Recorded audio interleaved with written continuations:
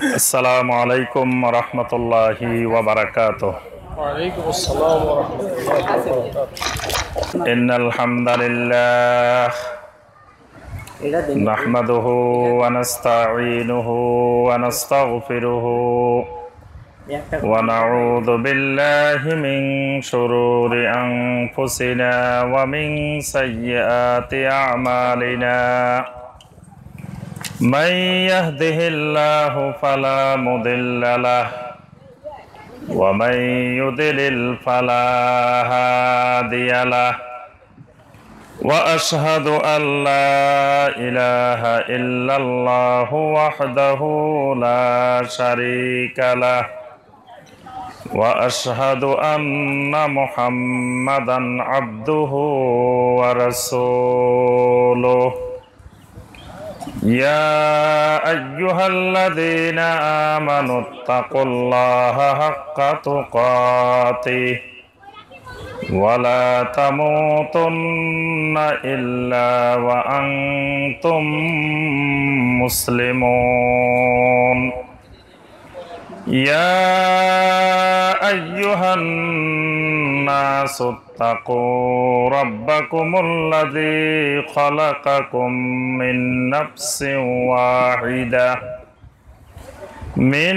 نفس واحدة وخلق منها زوجها وبث منهما رجالا كثيرا ونساء واتقوا الله الذي تساءلون به والأرحام إن الله كان عليكم رقيبا يا أيها الذين آمنوا اتقوا الله وقولوا قولا سديدا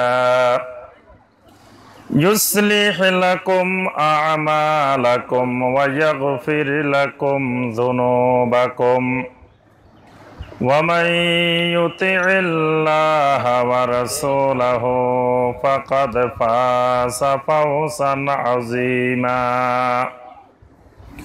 أما بعد فإن خير الحديث كتاب الله وخير الهدي هدي محمد صلى الله عليه وسلم وشر الأمور محدثاتها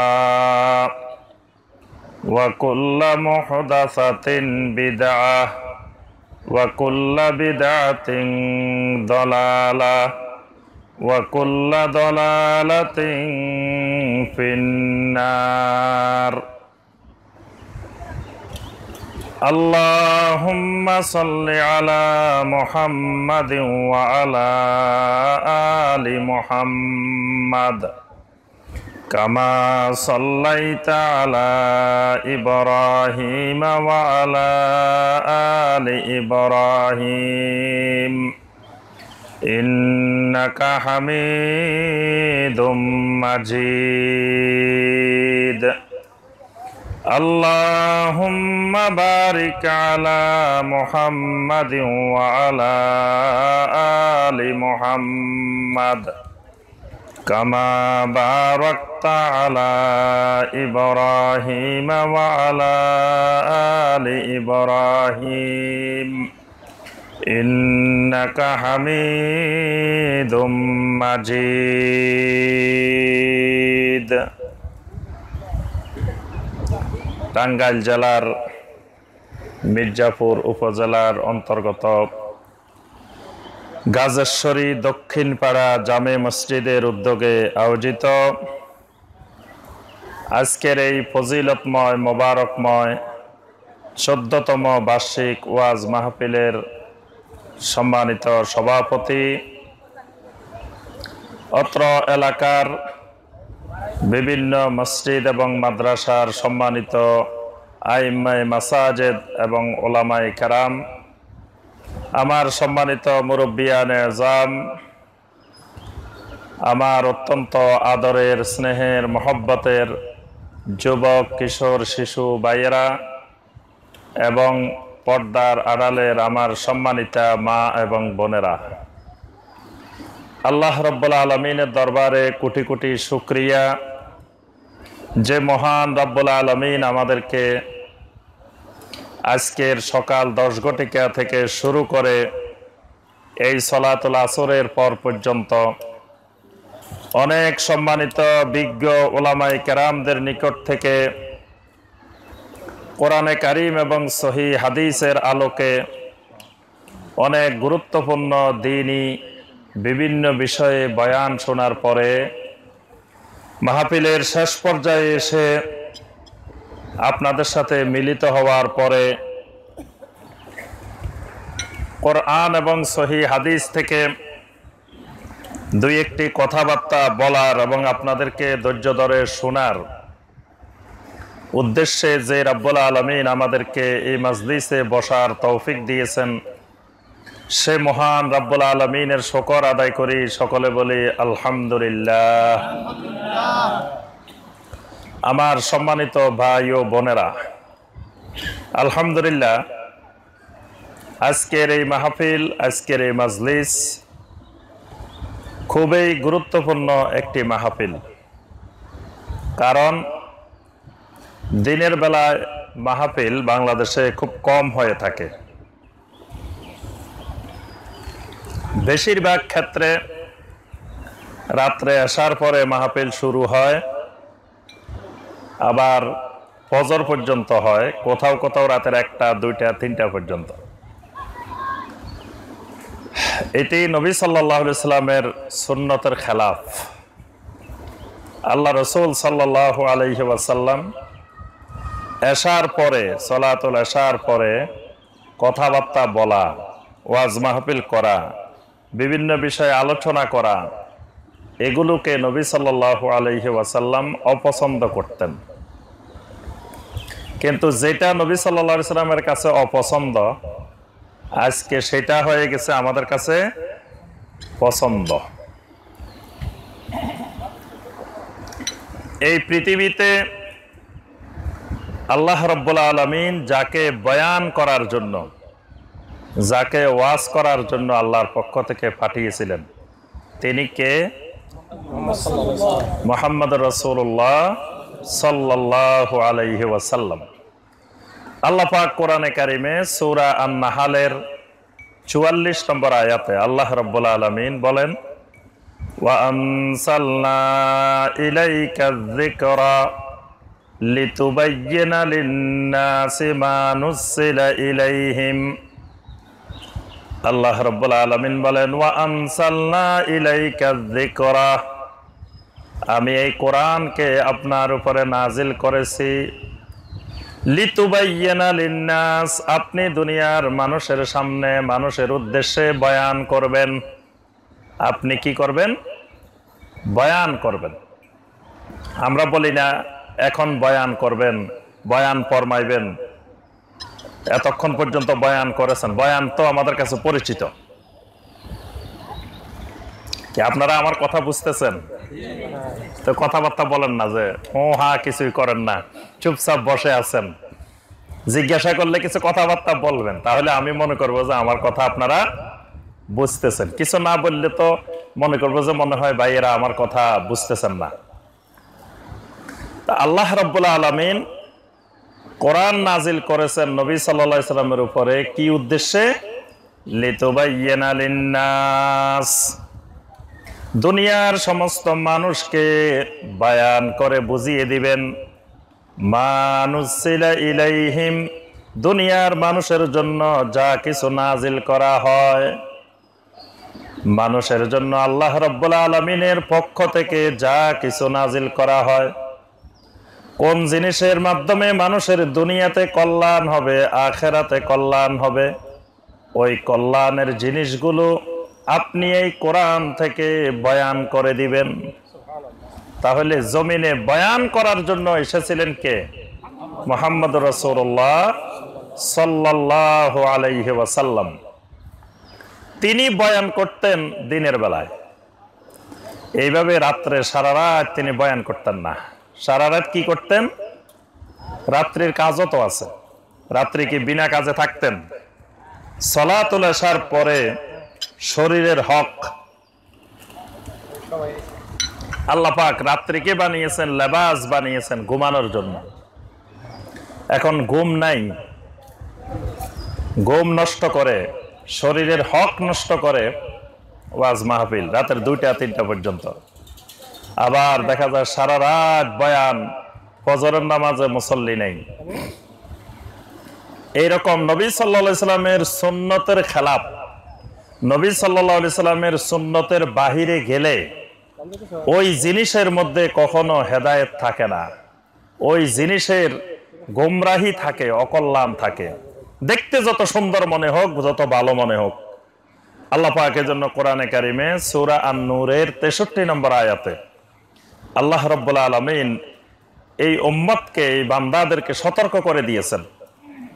আল্লাহ রাব্বুল আলামিন বলেন, ফালিয়াহযারিল্লাযীনা ইউখালিফুনা আন আমরিহি আন তুসিবাহুম ফিতনাহ আও ইউসিবাহুম আযাবুন আলীম।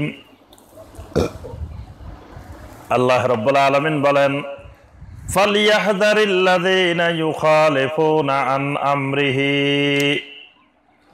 আমার নবীর নির্দেশের, আমার নবীর সুন্নতের মুখালাফাত, সুন্নতের বিপরীত, সুন্নতের আদর্শের খেলাফ কোন কাজ করার ব্যাপারে তোমাদেরকে সতর্ক থাকা উচিত। কারণ আনতুসিবাহুম ফিতনাহ, যদি আমার নবীর সুন্নতের খেলাফ কাজ করো, তোমাদেরকে ফিতনা গ্রাস করবে, তোমাদেরকে ফিতনায় ধরবে। এখানে ফিতনা মানে শিরক, তোমাদেরকে শিরিকে গ্রাস করবে, তোমরা শিরিকের মধ্যে নিপতিত হয়ে যাবে যদি আমার নবীর সুন্নতের খেলাফ কাজ করো। এখন আমরা দেখা যায় অনেক কিছু নিজেরা ভালো মনে করে সুন্নতের খেলাফ কাজ করি, এই জন্য দেখা যায় বরকত নাই, ওই কাজের মধ্যে তাসির নেই। এখন দেখবেন প্রতি গ্রামে গ্রামে কত ওয়াজ মাহফিল আর ওয়াজ মাহফিল, বিরাট বিরাট বক্তা, এক বক্তার আগে উপাধি 10টা, পিছনে 20টা, 30-40টা করে এক একজন বক্তার কি আগে পরে উপাধি। যে উপাধি সাহাবায়ে কেরামেরও ছিল না, যে উপাধি তাবেইনে কেরামেরও ছিল না, যে উপাধি ইমাম আবু হানিফা রাহমাতুল্লাহ আলাইহিরও ছিল না, যে উপাধি ইমাম বুখারী রাহিমাহুল্লাহরও ছিল না। এরকম বিশাল বিশাল আমরা উপাধিওয়ালা বিরাট বিরাট বক্তা ওয়াজ করে সারা রাত, কিন্তু একজন মুসল্লিও বাড়ে না। আগের দিন, ওয়াজের আগের দিন ফজরের নামাজে যে মুসল্লি, ওয়াজের পরের দিনও ওই একই মুসল্লি, বরং ওয়াজের দিন তো পাওয়াই যায় না, ওয়াজ শুনতে শুনতে পরের দিন দেখা যায় একজনও আর বাড়ে না, আগের মতোই। আলহামদুলিল্লাহ, এই এলাকাবাসী সৌভাগ্যবান, তারা ওই রকম না করে দিনের বেলায় সুন্দর এক মাহফিলের আয়োজন করেছেন। মানুষ কম হোক, কম মানুষই ভালো, কি বলেন? কথা বলে না। আল্লাহ পাক কোরআনে কারিমে অসংখ্য আয়াতে কম মানুষের প্রশংসা করছেন। আল্লাহ পাক বলেন, কলিলাম মা তাশকুরুন, অল্প মানুষেরাই আল্লাহর শুকর আদায় করে, অল্প মানুষেরাই ঈমান আনে। ওয়ালাকিন্না আকসারান নাস লা ইয়ালামুন, অধিকাংশ মানুষেরা জাহেল, অধিকাংশ মানুষের ইলম নাই, অধিকাংশ মানুষ ঈমান আনে না, অধিকাংশ মানুষ আল্লাহর শুকরগুজার করে না, অধিকাংশ মানুষ সব সময় গোমরাহির দিকে থাকে। তাহলে কম মানুষই ভালো, যদি কম মানুষ সুন্নতের উপরে থাকে। এজন্য শাইখুল ইসলাম ইমাম ইবনে তাইমিয়া রাহিমাহুল্লাহ বলেন, আলাইকুম ওয়াফাকাল জামাআহ, সব সময় তোমরা জামাতবদ্ধ থাকবা। জামাতবদ্ধ থাকাটা সালাফদের নীতিমালা। তবে ওয়া ইন কুনতা ওয়াহিদান, যদি তুমি সালাফদের আকীদার উপরে, মানহাজের উপরে একজনও থাকো, একজনে এক জামাত, সুবহানাল্লাহ। মানে মানুষ বেশি হওয়া জরুরি না, মানুষ একজন হইয়া এক জামাত হতে পারে যদি তিনি সরাসরি সালাফে সালেহিনদের আকীদার উপরে, মানহাজের উপরে থাকে। একজনেই এক জামাত। সমাজে দেখা গেল আর কেউ আহলুস সুন্নাহ ওয়াল জামাতের আকীদার উপরে নাই, সালাফে সালেহিনদের আকীদার উপরে নাই, মানহাজের উপরে নাই। তা একজন আছে, একজনেই জামাত। এই জন্য আমার ভাইয়েরা এবং বোনেরা, মানুষ কম হওয়া কোনো অসুবিধা নেই। মানুষ হইল 10,000, কেউ হেদায়েত পেল না, তার থেকে মানুষ 10 জন, 9 জনে হেদায়েত পাইছে। কোনটাই ভালো? এই 10 জন হওয়াই ভালো, আলহামদুলিল্লাহ। এই জন্য আমরা এখানে যে উপস্থিতি আছি, আমরা চেষ্টা করব অল্প আলোচনা, অল্প কথা, এই কথাগুলো একটু ভালো করে মনোযোগ দিয়ে বুঝার। আল্লাহ সুবহানাহু ওয়া তাআলা আমাদের সবাইকে আজকের এই ওয়াজ মাহফিলে এই পর্যন্ত যত আলোচনা হয়েছে এবং আমরা পরবর্তীতে সামনে যে কথাগুলো বলবো, এই কথাগুলো আল্লাহ পাক বুঝার এবং আমল করার তৌফিক দান করুন। আমার ভাইয়েরা এবং বোনেরা, আমি যে বিষয়টি আপনাদের সামনে আলোচনা করব আজকে, সেই বিষয়টি হলো আল ওয়াসাইলুল মুঈনা আলা ইত্তিবাইন নবী সাল্লাল্লাহু আলাইহি ওয়াসাল্লাম। অর্থাৎ বিষয়টা হলো যে নবী সাল্লাল্লাহু আলাইহি ওয়াসাল্লামের সুন্নতের ইত্তেবা করার ব্যাপারে কিছু ওয়াসাইল আছে, কিছু উপকরণ আছে, মাধ্যম আছে। এই মাধ্যমগুলো অবলম্বন করলে নবী সাল্লাল্লাহু আলাইহি ওয়াসাল্লামের সুন্নতের ইত্তেবা করা সহজ হয়ে যায়। সুবহানাল্লাহ। নবী সাল্লাল্লাহু আলাইহি ওয়াসাল্লামের সুন্নতের ইত্তেবা করার জন্য সহযোগী, উপকারী যেই মাধ্যমগুলো, যেই উপকরণগুলো, এগুলো সম্পর্কে আমরা আজকে কিছু সংক্ষেপে আলোচনা করব আপনাদের সামনে ইনশাআল্লাহ। আমি চেষ্টা করব একেবারে সহজ ভাষায়, যাতে আপনারা সবাই বুঝতে পারেন, এরকম ভাবে বলার, যদি আল্লাহ পাক তৌফিক দেন। আমি চেষ্টা করলেও কাজ হবে না। মাইয়াহদিহিল্লাহু ফালা মুদিল্লা লাহু ওয়া মান ইউদ্লিল ফালা হাদিয়া লাহু। প্রত্যেক আলোচনার শুরুতে নবী সাল্লাল্লাহু আলাইহি ওয়াসাল্লাম এই কথাটা বলে দিতেন, মাইয়াহদিহিল্লাহু ফালা মুদিল্লা লাহু। আল্লাহ যাকে হেদায়েত দিবেন, দুনিয়ার কোন শক্তি, দুনিয়ার কেউ তাকে গোমরাহ করতে পারে না। ওয়া মান ইউদ্লিল ফালা হাদিয়া লাহু। রব্বুল আলামিন যাকে হেদায়েত দিবেন না, হেদায়েত থেকে সরিয়ে দিবেন, ফালা হাদিয়া লাহু। দুনিয়ার এমন কোন শক্তি নাই যে তাকে হেদায়েত দিবে। তাহলে হেদায়েত দেওয়ার মালিক কে? আল্লাহ।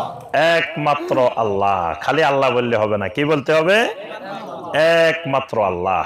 তাহলে আমাদের আপনাদেরকে হেদায়েত দেওয়ার মতো কোনো ক্ষমতা, যদি আল্লাহ রাব্বুল আলামিন মনে করেন আমাদের মাধ্যমে আপনাদেরকে হেদায়েত দিবেন, তখন আমাদের মুখ দিয়ে এমন এমন কথাগুলো রাব্বুল আলামিন বের করে দিবেন, যেই কথাগুলো দিয়ে আপনি হেদায়েত পাইবেন। আর যদি রাব্বুল আলামিন মনে করেন আমাদের মাধ্যমে হেদায়েত দিবেন না, তাহলে আমাদের জবান থেকে ওইরকম কথাও বাহির করবেন না। আমি নিজেই আজকে 13 বছর কোরআনে কারিমের তাফসীর করি কন্টিনিউ। আমি দেখেছি অনেক জায়গায় এত সুন্দর কথা, এত উপকারী কথা বের হয়েছে, যেগুলো আমি ধারণাও করিনি যে আজকের মাহফিলে এত সুন্দর উপকারী কথা বের হবে, যে কথার দ্বারা মানুষ উপকার পেয়েছেন। আবার অনেক জায়গায় অনেক ভালো প্রস্তুতি নিয়ে গেছি, সুন্দর কথা বলবো, ভালো কথা বলবো, কিন্তু ভালো কথা বলা হয়নি। তাহলে বোঝা যায় যে ভালো কথা, উপকারী কথা কোনটা, এটা বলার ক্ষমতা আমাদের নাই। আল্লাহ পাক যদি মনে করেন আপনাদের কল্যাণ দিবেন, তাহলে আমাদের মাধ্যমে ভালো কথাগুলা বের করে দিবেন। আজকে ওয়াজ মাহফিল হয়, দেখবেন লক্ষ লক্ষ কোটি কোটি টাকা খরচ হয় ওয়াজ মাহফিলের পিছনে। বক্তা এসে স্টেজের মধ্যে গান গায়, বক্তা নাচে, শ্রোতাও নাচে। ওয়াজ মাহফিলে আসি, বক্তাও নাচতে থাকে, শ্রোতাও দেখছেন না? দেখেন নাই বলে, দেখেন নাই? বক্তাও নাচে, শ্রোতারাও নাচে, বক্তাও গান গায়, শ্রোতাও গান গায়। দেখেন লক্ষ লক্ষ টাকা খরচ করে আল্লাহ পাক হেদায়েত নসিবে রাখে নাই। এজন্য বক্তার মুখ থেকে কোরআন সুন্নাহর কথা বের হয় না, বের হয় গানের কথা, মিথ্যা কিচ্ছা কাহিনী, হরিণীর কাহিনী, বিভিন্ন গল্প গুজব, মিথ্যা কাহিনী বের হয়। হেলিকপ্টার দিয়ে এসে, লাখ টাকা দিয়ে এসে, খরচ করে এসে হরিণীর কাহিনী শোনায়, বিভিন্ন ওই পীর বুজুর্গের মিথ্যা কিচ্ছা কাহিনী শোনায়। কারণ আল্লাহ পাক হেদায়েত নসিবে রাখেন। এজন্য টাকা খরচ করলে যে হেদায়েত পাওয়া যাবে তাও না। টাকার বিনিময়ে আল্লাহ হেদায়েত দেন না। টাকার বিনিময়ে হেদায়েত পাইলে পৃথিবীর বড় বড় ধনী ব্যক্তিরা হেদায়েত পেয়ে যেতেন। কিন্তু দেখা যায় টাকার বিনিময়ে দুনিয়াতে হেদায়েত পাওয়া যায় না। হেদায়েত নসিবে থাকতে হয়। এজন্য আমার ভাইয়েরা এবং বোনেরা, ইত্তেবাউন নবী সাল্লাল্লাহু আলাইহি ওয়াসাল্লাম, জমিনে ইবাদত করতে হবে কার বলেন তো দেখি? একমাত্র আল্লাহর। আল্লাহ পাক আমাদেরকে কেন বানাইছেন? সূরা জারিয়াতের 56 নম্বর আয়াতে আল্লাহ পাক বলছেন, ওয়ামা খালাকতুল জিন্না ওয়াল ইনসা ইল্লা লিয়াবুদুন। আল্লাহ রাব্বুল আলামিন বলেন, আমি মানুষ আর জিন এই দুই জাতিকে বানানোর পিছনে একমাত্র উদ্দেশ্য হইল আমি আল্লাহর ইবাদত করা, গোলামি করা। আমার ইবাদত করার জন্য এদেরকে বানাইছি। তাহলে আমাদের কাজ হলো একমাত্র আল্লাহর গোলামি করা, ইবাদত করা। আচ্ছা, তাহলে ইবাদত যার করব তাকে কি বলা হয়? মাবুদ। ইবাদত যার করব তার নাম হলো মাবুদ।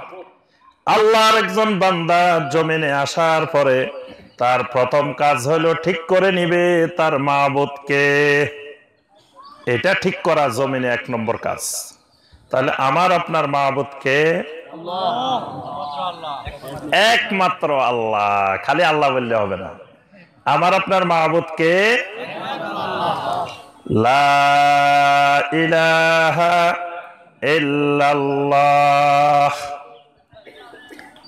আমার আপনার মাবুদ এই বাক্যটির মধ্যে খুঁজে পাওয়া যায়।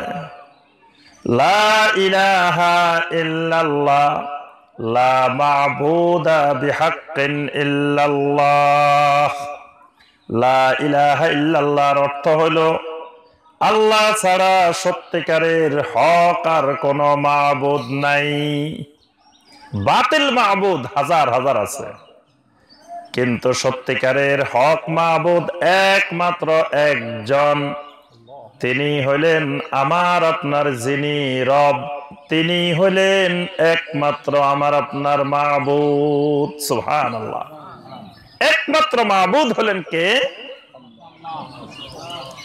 এজন্য আল্লাহ রাসূল সাল্লাল্লাহু আলাইহি ওয়াসাল্লাম বলছেন, ইসলামের আরকান হলো 5টি। ইসলামের আরকান কয়টি? 1 নম্বর আরকানটা হলো শাহাদাতে আল্লাহ ইলাহা ইল্লাল্লাহ ওয়া আন্না মুহাম্মাদার রাসূলুল্লাহ। এই শাহাদার 2টি রকম, একটি হলো লা ইলাহা ইল্লাল্লাহ, আরেকটি হলো মুহাম্মাদুর রাসূলুল্লাহ। 2টা জিনিসের সাক্ষী দিলে তারপরে সেই ইমানদার। সাক্ষী দিতে হবে কয়টা? 2টা। একটা হলো লা ইলাহা ইল্লাল্লাহ, আরেকটা হলো মুহাম্মাদুর রাসূলুল্লাহ। তাহলে বোঝা যায় তাওহীদের রকম হলো 2টা। তাওহীদের রকম একটা হলো আল্লাহ রাব্বুল আলামিনের ব্যাপারে তাওহীদ, মাবুদের ব্যাপারে তাওহীদ। অর্থাৎ আগে ঠিক করে নিতে হবে যে আমার আপনার মাবুদ একজন না বহুজন। তো এখানে যখন আমরা ঠিক করব যে আমার আপনার একমাত্র মাবুদ একজন, এটা হলো আল্লাহর তাওহীদ। এখন আল্লাহর ইবাদত করব, ইবাদতটা কোন পদ্ধতিতে করব, কিভাবে করব, কার পদ্ধতিতে করব? ইবাদত তো খালি করলে হবে না, ইবাদতের একটা সিস্টেম লাগবে না, একটা পদ্ধতি লাগবে না? তো পদ্ধতিটা কার? একমাত্র রাসূল সাল্লাল্লাহু আলাইহি সাল্লাম। আল্লাহ যেমন একমাত্র মাবুদ, ইবাদত পাওয়ার একমাত্র মালিক, ইবাদত করারও একমাত্র তরিকা হলো তরিকায়ে মুহাম্মদুর রাসূলুল্লাহ সাল্লাল্লাহু আলাইহি ওয়াসাল্লাম। যদি আপনি মুহাম্মদুর রাসূলুল্লাহ সাল্লাল্লাহু আলাইহি ওয়াসাল্লামের তরিকা বাদ দিয়ে অন্য কোন তরিকায় ইবাদত করেন, ইবাদত কবুল হবে? আপনি সারা জীবন ইবাদত করবেন, কিন্তু একটা ইবাদতও আল্লাহ রাব্বুল আলামিন কবুল করবেন না। তাহলে ইবাদত যাই করি সেটা করতে হবে কার তরিকায়? কিয়ামত পর্যন্ত একটাই তরিকা, এটার নাম হলো শাহাদাতে মুহাম্মদুর রাসূলুল্লাহ, যে আমার সমস্ত ইবাদত একমাত্র এই মুহাম্মদুর রাসূলুল্লাহ সাল্লাল্লাহু আলাইহি ওয়াসাল্লামের পদ্ধতিতে হবে। কেন মুহাম্মদ রাসূলুল্লাহ সাল্লাল্লাহু আলাইহি ওয়াসাল্লামের পদ্ধতিতে? কারণ আল্লাহ রাব্বুল আলামিন নবী সাল্লাল্লাহু আলাইহি ওয়াসাল্লামকে পাঠিয়েছেন এই উদ্দেশ্যে, তিনি আমাদেরকে আল্লাহর ইবাদত শিখাইবেন। আল্লাহর ইবাদতটা কেমনে করতে হবে সেই ইবাদতটা শিখানোর জন্যই আল্লাহ রাব্বুল আলামিন তার নবীকে পাঠাইছেন। তার কাজে হলো আমাদেরকে ইবাদত শিখানো, ইবাদত শিখাবেন তিনি। তাহলে এই একমাত্র আল্লাহর রাসূল সাল্লাল্লাহু আলাইহি ওয়াসাল্লামের তরিকায় ইবাদত করা, এটার নাম হলো ইত্তেবাউস সুন্নাহ। এটার নাম কি? সুন্নতের ইত্তেবা। ইত্তেবা শব্দটা খুব তাৎপর্যপূর্ণ। ইত্তেবা মানে হলো একমাত্র তাকে ফলো করা, তাকে অনুসরণ করা। যদি কয়েকজনকে অনুসরণ করা হয় তাহলে সেখানে নবী সাল্লাল্লাহু আলাইহি ওয়াসাল্লামের ইত্তেবা হবে না। ইত্তেবাটা এত গুরুত্বপূর্ণ যে যে কোনো ইবাদত রাসূলুল্লাহ সাল্লাল্লাহু আলাইহি ওয়াসাল্লামের সুন্নতের ইত্তেবা অনুযায়ী না হলে সেই ইবাদত বাতিল। আল্লাহ পাক কোরআনে কারিমে সূরা আলে ইমরানের 31 নম্বর আয়াতে আল্লাহ রাব্বুল আলামিন বলে দিয়েছেন, কুল ইন কুনতুম তুহিব্বুনাল্লাহ ফাত্তাবিউনি। রাসূল আপনি দুনিয়ার মানুষদেরকে জানিয়ে দিন, বলে দিন এই খবরটি, ইন কুনতুম তুহিব্বুনাল্লাহ, যদি তোমরা আল্লাহ রাব্বুল আলামিনকে মহব্বত করতে চাও, মহব্বত মানে ইবাদত করতে চাও, মহব্বত না হলে ইবাদত করা যায় না। আগে মহব্বত করতে হয়, তারপরে ইবাদত করতে হয়। এজন্য দেখবেন মুশরিকেরা যে মাবুদের ইবাদত করে, আগে ওই মাবুদকে তারা মহব্বত করে, তারপরে মহব্বত থেকে ইবাদতের জন্ম হয়। মহব্বত না হইলে তার প্রতি ইবাদত আসে না, ভক্তি আসে না, শ্রদ্ধা আসে না। যেমন আপনারা যদি আমাকে মহব্বত না করতেন, তাহলে আপনাদেরকে এখন যদি বলা হইতো জন প্রতি 1000 টাকা করে দেওয়া হবে, এখানে বসে থাকেন, বসতেন না। কিন্তু বিনা টাকায় বিনা পয়সায় কত গুরুত্বপূর্ণ কাজ রাখি এখানে এসে বসে রয়েছেন কেন? এক নম্বরে আল্লাহর কোরআনকে মহব্বত করেন, নবী সাল্লাল্লাহু আলাইহি ওয়াসাল্লামের সহিহ হাদিসকে মহব্বত করেন, এবং যারা কোরআন এবং সহিহ হাদিসের কথা বলে তাদেরকেও মহব্বত করেন। ওই মহব্বতের টানে অনেক দূর দূরান্ত থেকে ভাইয়েরা বোনেরা এসে বসে আছে। এই জন্য আল্লাহর ইবাদত করতে হলেও রাব্বুল আলামিনের মহব্বত লাগে, আগে আল্লাহকে মহব্বত করতে হয়। এই জন্য আল্লাহ পাক ইন কুনতুম তা'বুদুন আল্লাহ না বলে আল্লাহ বলছেন ইন কুনতুম তুহিব্বুন আল্লাহ ফাত্তাবিউনি। ইবাদত যদি করতে চাও, মহব্বত যদি করতে চাও, ওই মহব্বতের একমাত্র পদ্ধতি হলো আমি নবীর ইত্তেবা করা, আমি নবীর হুবহু অনুসরণ করা। এটা হলো ইবাদতের একমাত্র পদ্ধতি। আল্লাহ পাক ইবাদত কবুল করার জন্য এটাকে শর্ত করে দিয়েছেন। যদি ইবাদতটা নবী সাল্লাল্লাহু আলাইহি ওয়াসাল্লামের সুন্নতের আলোকে করি, আল্লাহ রাব্বুল আলামিন একই আয়াতে দুটি পুরস্কারের ঘোষণা দিয়েছেন, ইউহিব্বুকুমুল্লাহ, আল্লাহ রাব্বুল আলামিনও তোমাদেরকে মহব্বত করবেন। সুবহানাল্লাহ। তাহলে আল্লাহর মহব্বত পাইতে হলে নবী সাল্লাল্লাহু আলাইহি ওয়াসাল্লামের সুন্নত তরিকায় ইবাদত করতে হবে, না হয় আল্লাহ রাব্বুল আলামিনের মহব্বত পাওয়া। আচ্ছা, আল্লাহর ওলি হইতে হইলে কোন তরিকায় ইবাদত করতে হবে? নবী সাল্লাল্লাহু আলাইহি ওয়াসাল্লামের তরিকা। কারণ ইউহিব্বুকুমুল্লাহ, আল্লাহ রাব্বুল আলামিন শর্ত দিয়ে দিয়েছেন এখানে কিন্তু হরফে শর্ত, ইন কুনতুম, ইন হরফে শর্ত, আল্লাহ পাক শর্ত দিবেন, ইন কুনতুম তুহিব্বুনাল্লাহ ফাত্তাবিউনি ইউহিব্বুকুমুল্লাহ। শর্তের জবাব হলো যদি নবীর সুন্নতের ইত্তেবা অনুযায়ী ইবাদত বন্দেগী করো, ইউহিব্বুকুমুল্লাহ, তাহলেই আল্লাহ রাব্বুল আলামিন তোমাদেরকে মহব্বত করবেন। তাহলে নবীর তরিকা বাদ দিয়ে যত পদ্ধতিতে ইবাদত করি না কেন, আল্লাহ পাক মহব্বত করবেন না। আল্লাহ পাক মহব্বত না করলে কি আল্লাহর ওলি হওয়া যায়? তাহলে ল্যাংটা বাবা আল্লাহর ওলি হইতে পারে নাকি? ল্যাংটা বাবার আল্লাহ মহব্বত করে, কেন মহব্বত করে না? অসুবিধা কি? হ্যাঁ, কারণ আল্লাহর নবীর তরিকা, আল্লাহর নবীর ইত্তেবার মধ্যে ল্যাংটা হওয়া নাই। আল্লাহর নবীর তরিকার মধ্যে, সুন্নতের মধ্যে ল্যাংটা হওয়ার পদ্ধতি নাই। যদি থাকতো 1 লক্ষের উপরে সাহাবায়ে কেরাম রাদিয়াল্লাহু তাআলা আলাইহিম আজমাইন ছিলেন, প্রত্যেকেই এক একজন বড় আল্লাহর ওলি ছিলেন। খালি ওলি না, আল্লাহ রাব্বুল আলামিন তাদেরকে জান্নাতের সার্টিফিকেট দিয়ে দিয়েছেন। সূরা তাওবার 100 নম্বর আয়াতে রাব্বুল আলামিন বলছেন, ওয়াস-সাবিকুনাল আউওয়ালুনা মিনাল মুহাজিরিনা ওয়াল আনসার ওয়াল্লাযীনা ইত্তাবাউহুম বিইহসান রাদিয়াল্লাহু আনহুম ওয়া রাদু আনহু ওয়া আ'আদ্দা লাহুম জান্নাত। সুবহানাল্লাহ। আল্লাহ পাক বলেন এই আনসার মুহাজিরিন সাহাবীদের জন্য আমি আল্লাহ জান্নাত বানাই রাখছি। সুবহানাল্লাহ। জান্নাতের সার্টিফিকেট দিয়ে দিবেন। ওই জান্নাতের সার্টিফিকেট পাওয়া আল্লাহর ওলিরা জীবনে কোনোদিন ল্যাংটা হন নাই। তাহলে বোঝা যায় ল্যাংটা হয়ে আল্লাহর ওলি হওয়া যায় না। ধূমপান করে, হারাম কাজ করে, শরিয়া বিরোধী কাজ করে, গাঁজা খেয়ে, মদ খেয়ে কখনো আল্লাহর ওলি হওয়া যায় না। কারণ এটা আমার নবীর সুন্নতের ইত্তেবার মধ্যে নাই। চুলের মধ্যে জট বেঁধে, দাড়ির মধ্যে জট বেঁধে, বস্তা গায়ে দিয়ে, নোক একটা 1 ইঞ্চি লম্বা করে রেখে, গোপ কতগুলা 2 ইঞ্চি লম্বা করে রেখে আল্লাহর ওলি হওয়া যায় না। কারণ এগুলো আমার নবীর সুন্নতের ইত্তেবার মধ্যে নাই। এজন্য ঢোল বাদ্য বাজিয়ে, গান বাজনা করে আল্লাহর ওলি হওয়া যায় না। কারণ আমার নবী গান বাজনার আওয়াজ শুনলে কানের মধ্যে আঙ্গুল দিয়ে রাখতেন।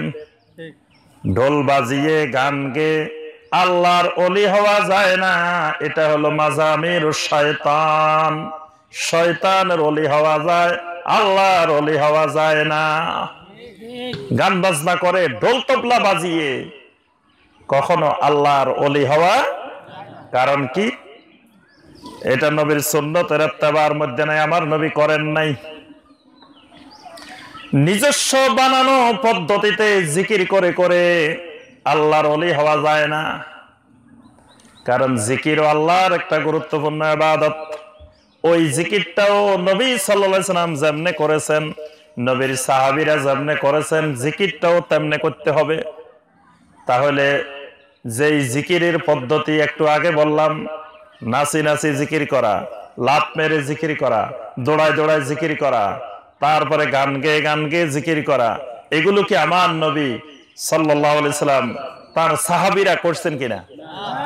তাহলে সারা জীবন জিকির করতে পারবো, কিন্তু আল্লাহর মহব্বত পাওয়া যাবে না। আল্লাহর মহব্বত পাইতে হলে নবী সাল্লাল্লাহু আলাইহি সাল্লাম যেমনে জিকির করছেন তেমনি জিকির করতে হবে। আল্লাহর মহব্বত পাইতে হলে নবী সাল্লাল্লাহু আলাইহি সাল্লাম যেমনে দরুদ শিখাইছেন তেমনে দরুদ পড়তে হবে। নিজে বানায় বানায় দরুদ সারা জীবন পড়তে পারবো, আল্লাহর মহব্বত পাওয়া যাবে না। শেখ সাদী রহমতুল্লাহ আলাইহির কবিতা সারা জীবন পড়া যাবে, কিন্তু আল্লাহর মহব্বত পাওয়া যাবে না। আমাদের দেশের ওয়াজ মাহফিল শুরু হইলে বালাগাল উলা বিকামালিহি কাশাফাদ দুজা বিজামালিহি, শ্রোতাদেরকে বলে সবাই মহব্বতের সুরে পড়েন, কি মজা করি করি পড়ে। এটাকে আল্লাহর নবী শিখাইছেন? নবীর সুন্নতের ইত্তেবার মধ্যে নাই।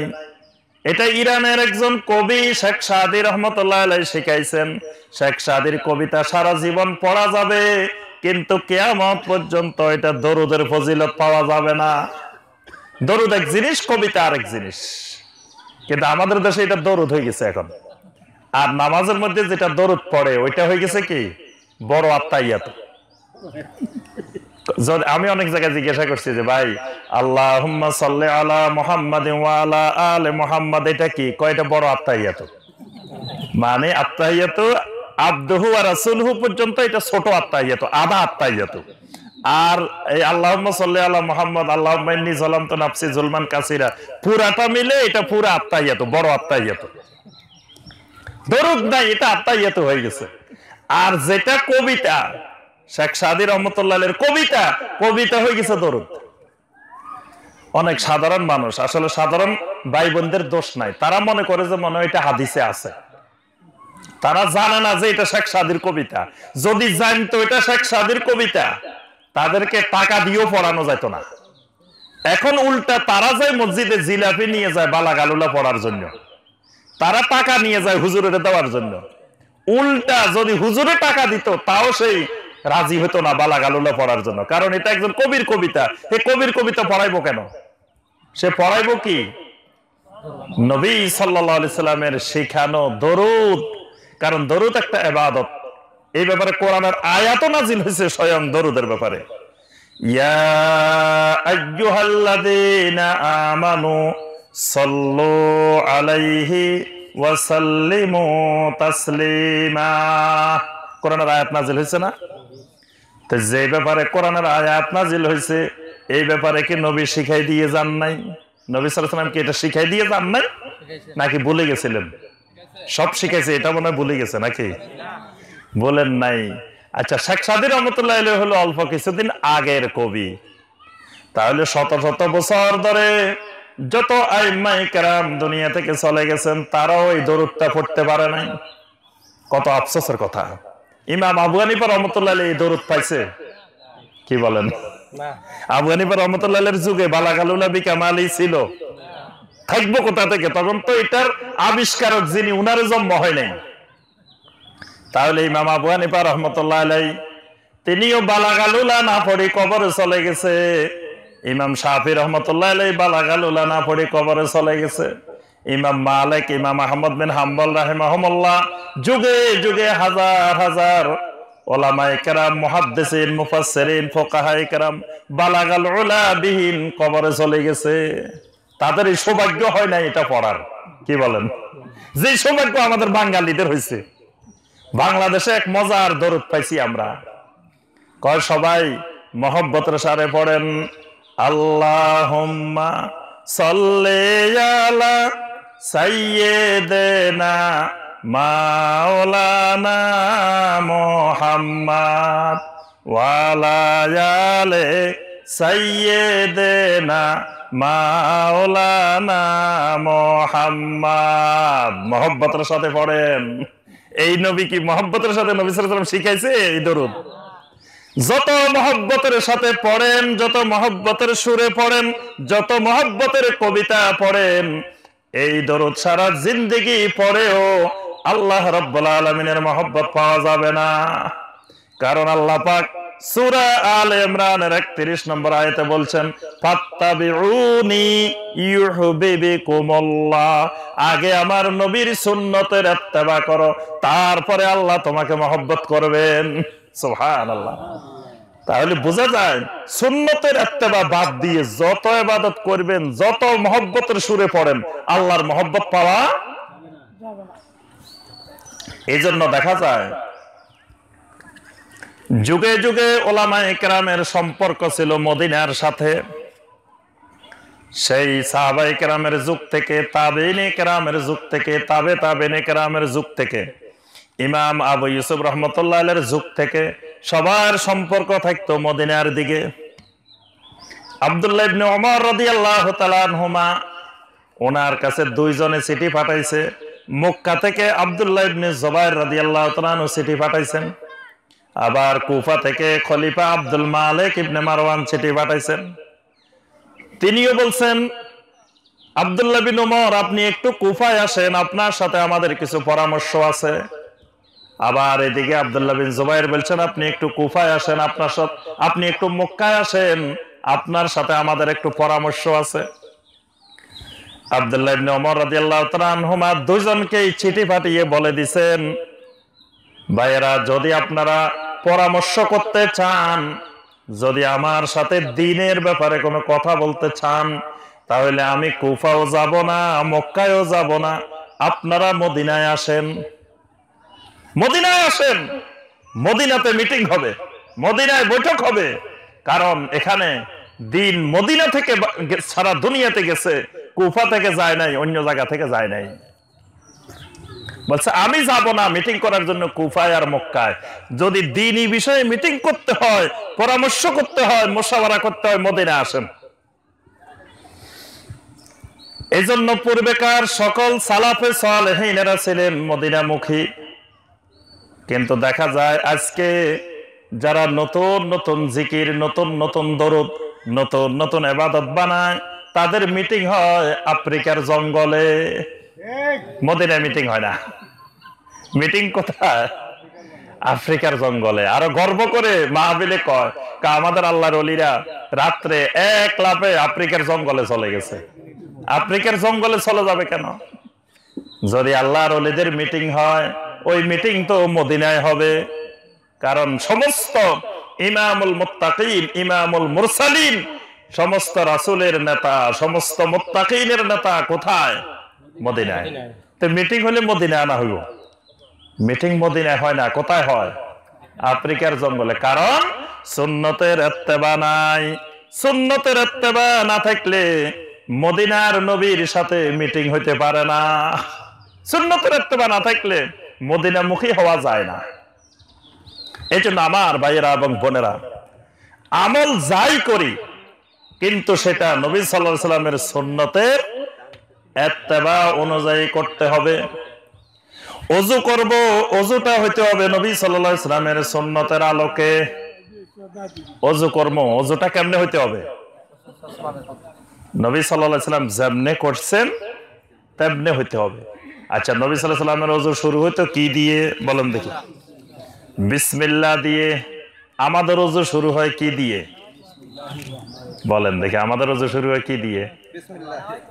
বাংলাদেশের ওযু শুরু হয় কি দিয়ে?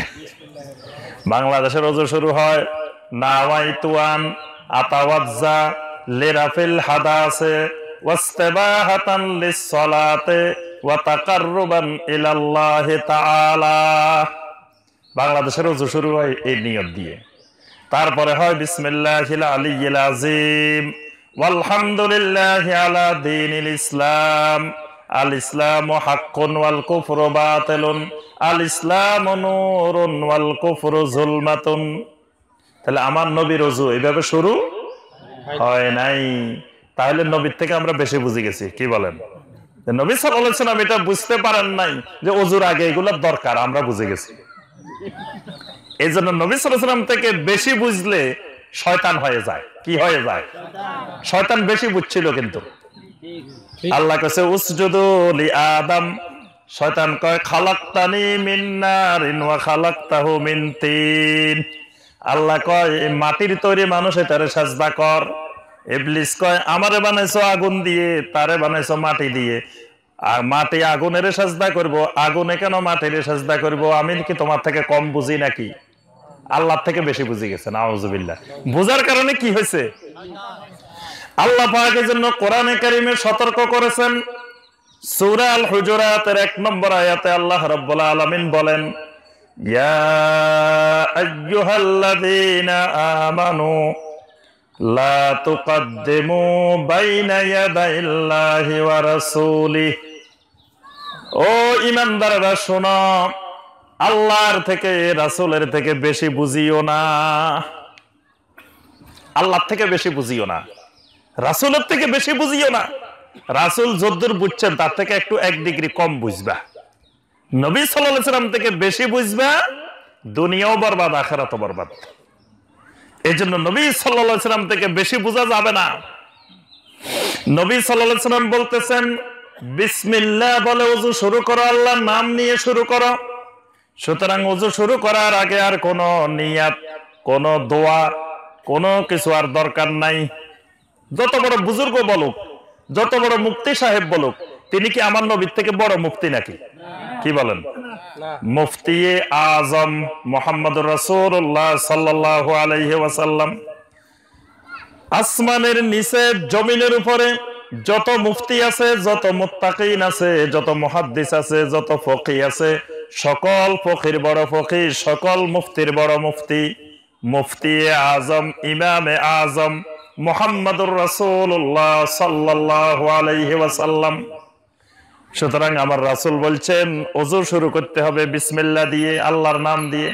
সুতরাং নামায়তওয়ানের দরকার। আচ্ছা, আজকে এই যে মাহফিলে আসছেন, যখন আপনি সমাজে করবেন যে ওই মিয়া নামায়তওয়ানের দরকার নাই, কয় দেখো নিয়ত বাদ দিয়ে দিচ্ছে, নিয়তটাও করে না। আরে কত খারাপ, নিয়তটাও করে না। আচ্ছা, তো আজকে যে মাহফিলে আসছেন আপনারা কি নিয়ত পড়ে আসছেন বলেন দেখি? আপনারা বাসা থেকে যে রওনা দিচ্ছেন আজকের এই ওয়াজ মাহফিলে কিভাবে নিয়ত করছেন?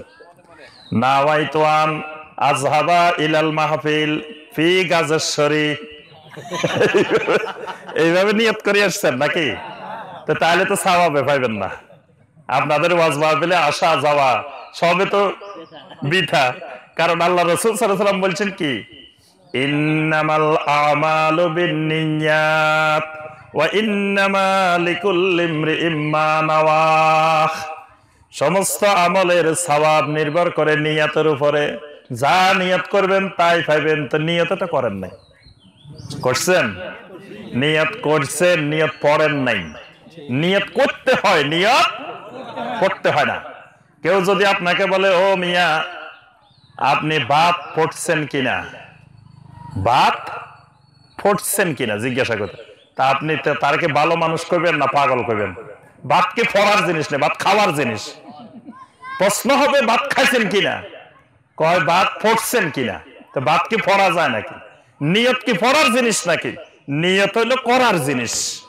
নিয়ত করতে হয়, নিয়ত পড়া লাগে না। নিয়ত পড়ার জিনিস না। আমাদের দেশে কয় মিলাদ শরীফ পড়াইতেছে। মিলাদ শরীফ কি করে? পড়ায়। তো মিলাদ কি পড়ার জিনিস নাকি? কি বলেন? মিলাদ মানে নবী সাল্লাল্লাহু আলাইহি সাল্লামের জন্ম বৃত্তান্ত। তো নবী সাল্লাল্লাহু আলাইহি সাল্লামের জন্ম বৃত্তান্ত একজনে আলোচনা করবে কোরআন এবং সহিহ হাদিস থেকে, আপনারা শুনবেন। এটা তো আলোচনা করার জিনিস, শোনার জিনিস, এটা তো পড়ার জিনিস না। কেউ যদি জিজ্ঞাসা করো মিয়া ওয়াজ মাহফিল পড়ছো কিনা, আপনাদেরকে বাড়ি যাওয়ার পরে কেউ জিজ্ঞাসা করলো এই মিয়া আজকে যে গেছো কি ওয়াজ মাহফিল পড়ি আসছো, তো ওয়াজ মাহফিল কি পড়ার জিনিস না, ওয়াজ মাহফিল শোনার জিনিস। বলবেন যে ওয়াজ মাহফিল শুনি আসছি। তো এরকম মিলাদ কোনো পড়ার জিনিস না। মিলাদ হলো কি শোনার জিনিস আর আলোচনা করার জিনিস। কোরআন এবং সহিহ হাদিস থেকে আলোচনা করবে। মানে প্রশ্নটা কেমনে করতে হয় সেটাও আমরা ভুলে গেছি। তাহলে আমি যে কথাটা বলতেছিলাম, নিয়ত কি করতে হয়? করতে হয়, নিয়ত পড়তে হয় না। বিসমিল্লাহিল আলিয়্যিল আযীম আলহামদুলিল্লাহি আলা দীনিল ইসলাম। কথাগুলা খুবই সুন্দর, কথাগুলা হাসানা। কথাগুলা কি হাসানা? হাসানা মানে কি? এই জন্য আমাদের দেশে যত বেদাত আছে সব বেদাতের নাম বেদাতে হাসানা। বেদাতে সাইয়্যা কোনটা নাই, সব কি বেদাতে হাসানা। কারণ এটা সুন্দর, আসলে তো কথা ঠিক। বেদাত যেগুলো এগুলো তো বাহ্যিক ভাবে দেখতে তো সুন্দর, দেখতে সুন্দর দেখা যায় না? যেমন ধরেন সুন্নতি দরুদ পড়েন, আল্লাহুম্মা সাল্লি আলা মুহাম্মাদিন ওয়া আলা আলি মুহাম্মাদ কামা সাল্লাইতা আলা ইব্রাহিম ওয়া আলা আলি ইব্রাহিম ইন্নাকা হামিদুম মাজিদ। এটা তো আপনারা তো আলহামদুলিল্লাহ দ্বীনের কিছু বুঝ আছে বলে আপনারা মনে করছেন যে এটা দরুদ, কিন্তু বাংলাদেশের সব জায়গায় যে পড়ি দেখবেন এটা আত্মাইয়াতে পড়ছে, এটা দরুদ পড়ে নাই। আচ্ছা, এরপরে শেখ সাদির কবিতা পড়েন, বালাগাল উলা বিকামালিহি কাশাফাদ দুজা বিজামালিহি হাসুনাত জামিউ খিসালিহি সাল্লু আলাইহি ওয়া আলিহি। কি বলেন, সুন্দর লাগছে না? সুন্দর লাগে নাই? তাহলে তো বেদাতে হাসানা ঠিকই তো আছে, সুন্দর বেদাত। কি বলেন? কয় দরুদ না পড়লে তো ওয়াজের জোশে উঠে না। বক্তা যদি শুরুতে না পড়ে আল্লাহুম্মা সাল্লি আলা সাইয়্যিদিনা মাওলানা মুহাম্মদ, একটু দরুদ পড়বো চা খাইবো বক্তা, তাহলে তো ওয়াজের জোশে উঠে না। তাহলে বেদাত যেগুলো, সুন্নতের খেলাফ যেগুলো, এটা দেখতে সুন্দর, কারণ এগুলো আগাছা। আগাছা সবসময় সুন্দর থাকে। দেখবেন জমিনের মধ্যে ধান লাগাইছেন, ধানের চাইতে আগাছা যেগুলো, এগুলো অনেক সুন্দর, অনেক মোটা তাজা, সার দেওয়া লাগে না, ওষুধ দেওয়া লাগে না, এমন ভাবে উপরে উঠে যায়, ধানকে চাপি ধরে রাখে। আগাছা কাজ হলো এরকম। বেদাত হলো দ্বীনের মধ্যে আগাছা, আর সুন্নত হলো দ্বীনের মূল। আগাছার কোনো দলিল নাই, মূল জিনিসের দলিল আছে। আগাছার কোনো দলিল নেই, বেদাতের কোনো দলিল নেই, সুন্নতের দলিল আছে। কেউ যদি আপনাদের কাছে কয় মিয়া এটা যে বেদাত পাইছো কই, এটা দলিল দেখাও, কেমনে দেখাইবেন? বেদাতের তো দলিলে নাই, দেখানো কোথা থেকে? দলিল যদি থাকতো সেটার বেদাত থাকতো না, সেটা সুন্নত হয়ে যাইতো। আমি বললাম ভাই এই যে বাড়ি এটা দেখতেছেন, এখানে সুন্দর বিল্ডিং, বাড়িটা, এই বাড়িটা কিন্তু আমার না, বাড়ি এটা আমার না। এখন আপনারা সবাই কইলেন শায়েখ ঠিক আছে, আপনার কথাও সুন্দর, সব মেনে নিলাম, কিন্তু বাড়ি এটা যে আপনার না, যাওয়ার আগে আপনি দলিল দেখাই যাবেন। বাড়ি এটা যে আপনার না, এত সুন্দর বাড়ি এটা, এটা দলিল দেখাই যাওয়া লাগবে আপনি। আচ্ছা আমাকে যদি আজকে সারা রাত বসায় রাখেন, 1 মাসও বসায় রাখেন, দলিল দেখাইতে পারবো? কিন্তু এটার যিনি বাড়িওয়ালা, যিনি বাড়ির মালিক, ওনাকে যদি বলেন ভাই বাড়ি এটা যে আপনার, দলিল দেখান, সিএস আর যত রঙের যা খতিয়ান ফজদা যা দরকার সব উনি দেখাইতে পারবো কি পারবো না? তো তাহলে দলিল দেখাইবো কে? যিনি বাড়ির মালিক, যিনি বাড়িওয়ালা, তিনি দলিল দেখাইবেন। আমি বাড়ির মালিক নই, আমি বাড়িওয়ালা নই, আমার কাছে দলিল নাই। যেটা ইসলামের জিনিস, দ্বীনের জিনিস, ওইটা হলো সুন্নত, ওইটা বাড়িওয়ালা, ওইটার দলিল আছে। আর যেটা বেদাত, এটা হলো আগাছা, বাইরের থেকে আসি ঢুকছে, এটার কোনো দলিল নাই। এই জন্য বেদাতের কোনো দলিল চাওয়া, এটা হলো মূর্খতা, জাহালত। আমাদের সমাজে এত জাহালত বিস্তার লাভ করছে, মাঝে মাঝে অনেক জায়গায় দেখে বেদাতের দলিল চায়। কয়টা কোন হাদিসে পাইছো বেদাত? কোন কিতাবে পাইছো? তো কিতাবেই যদি থাকতো, হাদিসেই যদি থাকতো মিয়া, এটা বেদাত হইতো নাকি? তাহলে বেদাতের কোন দলিল, যিনি সুন্নত বলবেন তিনি দলিল দিবেন, যিনি বেদাত বলবেন তিনি দলিল দেওয়া। আল্লাহ রাসূল সাল্লাল্লাহু আলাইহি ওয়াসাল্লাম স্পষ্ট করে বলছেন, মান আমিলা আমালান লাইসা আলাইহি আমরুনা ফাহুয়া রাদ্দুন। কোন ব্যক্তি যদি এমন আমল করে, লাইসা আলাইহি আমরুনা, যে ব্যাপারে আমাদের কোনো নির্দেশ নাই, তো নবীর নির্দেশ নাই, আমি দলিল পাবো কই মিয়া? আল্লাহর নির্দেশ থাকলে না দলিল থাকতো, নবী সাল্লাল্লাহু আলাইহি ওয়াসাল্লামের নির্দেশ থাকলে দলিল থাকতো। তো এটার তো নির্দেশে নাই, এটা দলিল আসবো কোথা থেকে? ফাহুয়া রাদ্দুন, এটা বাতিল, সুতরাং এটা আগাছা। নবী সাল্লাল্লাহু আলাইহি ওয়াসাল্লামের সুন্নতের ইত্তেবা দুই ভাবে করতে হয়। নবী সাল্লাল্লাহু আলাইহি ওয়াসাল্লাম যেখানে যে কাজ করছেন সেখানে করার নাম ইত্তেবা, যেখানে যেটা করেন নাই এখানে ছেড়ে দেওয়ার নাম ইত্তেবা। নবী সাল্লাল্লাহু আলাইহি ওয়াসাল্লাম যেখানে করছেন সেখানে করার নাম সুন্নতের ইত্তেবা, যেখানে করেন নাই সেখানে ছেড়ে দেওয়ার নাম ইত্তেবা। যেমন 5 ওয়াক্ত নামাজের আযান, নবী সাল্লাল্লাহু আলাইহি ওয়াসাল্লামের মুয়াজ্জিনেরা দৈনিক 5 বার 5 ওয়াক্তের আযান দিতেন, কিন্তু জানাজার নামাজের কোনো আযান নাই, ঈদের নামাজের কোনো আযান নাই। এখন আমি যদি বলি ভাই আযান দিলে কি গুনাহ হয় নাকি? আযান তো সওয়াবের কাজ, ভালো কাজ, এটা কি খারাপ কাজ? তাহলে ঈদের নামাজে সুন্দর করে আযান দিব, দেওয়া যাবে? অসুবিধা কি দিলে? আযান দিলে গুনাহ হয় নাকি? আযান তো সওয়াবের কাজেই, দেওয়া যাবে? কেন?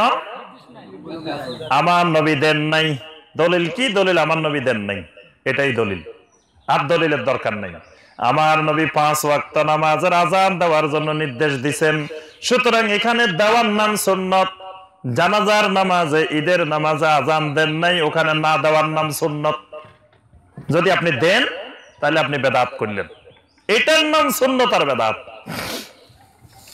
আল্লাহ রাসূল সাল্লাল্লাহু আলাইহি ওয়াসাল্লাম যেখানে যেই অবস্থায় দোয়া করছেন সেখানে সেই অবস্থায় দোয়া করার নাম সুন্নাত।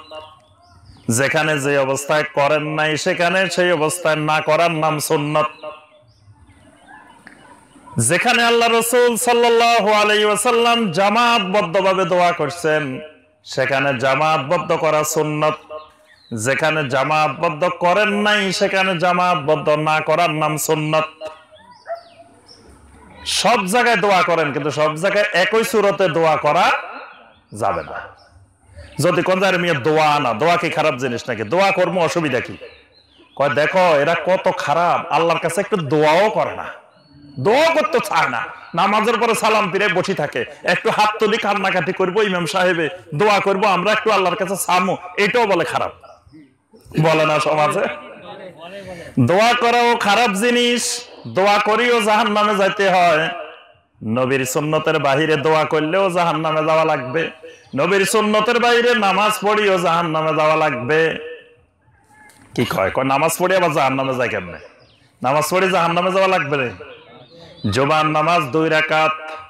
যদি বলেন যে ভাইরা শোনেন আজকে ছুটির দিন, আজকে 2 রাকাত পড়বো কেন, আসেন 4 রাকাত পড়ি। নামাজ না পড়ছেন, খারাপ কিছু করছেন, কিন্তু 4 রাকাত পড়ার কারণে জান্নাতে যাবেন না জাহান্নামে যাবেন? জাহান্নামে যাবেন। নামাজ পড়িও জাহান্নামে যাওয়া লাগবে। তো যদি বলেন যে আমি নামাজ না পড়ছি, খারাপ কিছু করছি না, বেদাত তো খারাপ কিছু না। বেদাত হলো আপনি সুন্নতের বাইরে গেছেন, এই জন্য এটা বেদাত। অনেকে এই জিনিসটা, সহজ জিনিসটা বুঝে না। 2 এ 2 এ 4 এই অঙ্কটা বুঝে না, 2 এ 2 এ 5 বুঝে বসে থাকে, অবাক লাগে যে এটা তো খারাপ জিনিস না। বেদাত কি খারাপ জিনিস?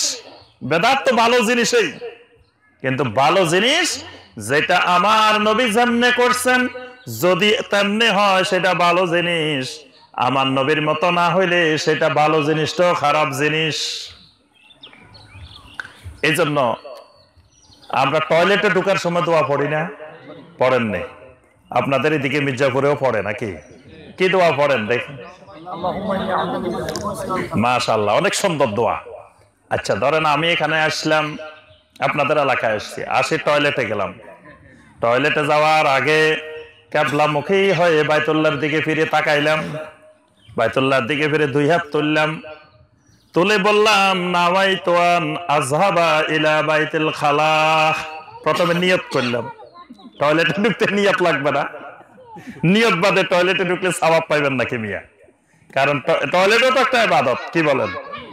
আল্লাহ রাসূল সাল্লাল্লাহু আলাইহি ওয়াসাল্লাম টয়লেটের নিয়ম কানুন আমাদেরকে শিখাই গেছেন। আচ্ছা আমি কিবলামুখী হই, 2 হাত তুলি, প্রথমে নিয়ত করলাম, তারপরে দোয়া পড়লাম আল্লাহুম্মা ইন্নী আউযু বিকা মিনাল খুবসি ওয়াল খাবায়েস। রব্বুল আলামিন, কিছুক্ষণের মধ্যে টয়লেটে ঢোকার জন্য নিয়ত করলাম, আয় আল্লাহ টয়লেটের সকল বিপদ আপদ থেকে আমাকে হেফাজত করিও। আল্লাহ টয়লেটের ভিতরে যেন সুন্দরভাবে আমার টয়লেট সব কার্যক্রম শেষ হয়ে যায়। আল্লাহ আমার জিন্দেগীর গুনাহ মাফ করে দিও রব্বুল আলামিন। পরবর্তীতে যেন আমার কোন ধরনের রোগ ব্যাধি না থাকে, সবগুলা থেকে আমার হেফাজত করিও। অনেকক্ষণ ধরে দোয়া করলাম, দোয়া করে তারপরে বাম পা দিয়ে টয়লেটে গেলাম। সওয়াব হইব না গুনাহ হইব? কেন গুনাহ হইব? আমি খারাপ কাজ করছি? আমি ভালো কাজ না করছি, আল্লাহর কাছে দোয়াও করতে পারবো না, দোয়া করলেও গুনাহ হইব? কি বলেন? দোয়া করিও জাহান্নামে যাওয়া লাগবে, দোয়া করলেও গুনাহ হয়। আমার নবী জীবনে এতবার টয়লেটে ঢুকছেন আর বাহির হইছেন, কোনদিন এরকম কিবলামুখী হই দোয়া করেন নাই। এজন্য যত সুরেই দোয়া করেন, দোয়া করে এই দোয়া আল্লাহ কবুল করবেন না, এবং এই দোয়ার কারণে জাহান্নামে যাওয়া লাগবে। আমরা মনে করি যে আরে মিয়া এটা কি খারাপ কাজ করছে, দোয়া না করছে। আল্লাহ রাসূল সাল্লাল্লাহু আলাইহি ওয়াসাল্লাম আরাফার ময়দানে এত লক্ষাধিক সাহাবায়ে কেরাম নিয়ে সমবেত হয়েছেন, কিন্তু আমার নবী সেখানে এত সাহাবীকে নিয়ে জামাতবদ্ধভাবে একজনের নেতৃত্বে, নবী সাল্লাল্লাহু আলাইহি ওয়াসাল্লামের নেতৃত্বে দোয়া করেন নাই। আরাফার ময়দানে একত্রিত হয়ে নবী সাল্লাল্লাহু আলাইহি ওয়াসাল্লাম খুতবা দিবেন, নামাজে ইমামতি করছেন, কিন্তু মুনাজাতের ইমামতি নবী করেন নাই। করছেন? আরাফার ময়দানে নবী সাল্লাল্লাহু আলাইহি ওয়াসাল্লাম লম্বা আখেরি মুনাজাত করছে, কি বলেন? তাহলে দুনিয়ার যে কোনো ময়দানে যে কোনো জায়গায় যদি মনে করি এরকম লক্ষাধিক মানুষ নিয়ে আল্লাহর কাছে আউয়ালি মুনাজাত, মাজারি মুনাজাত, আখেরি মুনাজাত বারবার খালি মুনাজাত করতে থাকি, দেখতে মনে হবে অনেক ভালো জিনিস, আমি তো খারাপ কিছু করি নাই মুনাজাত না করছি। কিন্তু আমার নবীর সুন্নতের বাহিরে গেলে ওই মুনাজাত ভালো জিনিস না। মুনাজাত করে মানুষ কিসের জন্য? বিপদ আপদ বালা মুসিবত কষ্ট থেকে বাঁচার জন্য, কি বলেন? কিন্তু এক মুনাজাতে লক্ষ লক্ষ মানুষ কষ্ট করতেছে রাস্তাঘাটে, আমি নিজে দেখে আসছি। রাস্তাঘাটে গাড়ির মধ্যে লক্ষ লক্ষ অসুস্থ রোগী কষ্ট করতেছে অ্যাম্বুলেন্সে, তারপরে লক্ষ লক্ষ মানুষ মহিলা নারী শিশু রাস্তায় আটকে রয়েছে, যাইতে পারতেছে না। তাহলে মুনাজাত কি মানুষের বিপদ দূর করার জন্য না বিপদে পালানোর জন্য? এক মুনাজাতে লক্ষ লক্ষ মানুষ রাস্তা কষ্ট করতেছে, কতজনের গুরুত্বপূর্ণ কত কাজ নষ্ট হয়ে যাচ্ছে। আল্লাহ এবং আল্লাহ রসুল এইরকম মুনাজাতের বিধান ইসলামে দেন নাই, যে মুনাজাতের কারণে লক্ষ লক্ষ মানুষ কষ্ট করবে রাস্তায়। আর এই মুনাজাত যদি ইসলামে এরকম থাকতো তা আরাফাতের ময়দানে এই মুনাজাত হইতো। এটা পৃথিবীর আর কোন জায়গায় করার দরকার হইতো না, এটা আরাফার ময়দানে হইতো। সেখান থেকে ভিডিও করে দেখাইতো, আমরা বাংলাদেশে বসে বসে সবাই ধরে থাকতাম। কি বলেন? আরাফাতের ময়দানের মুনাজাত দেখছেন?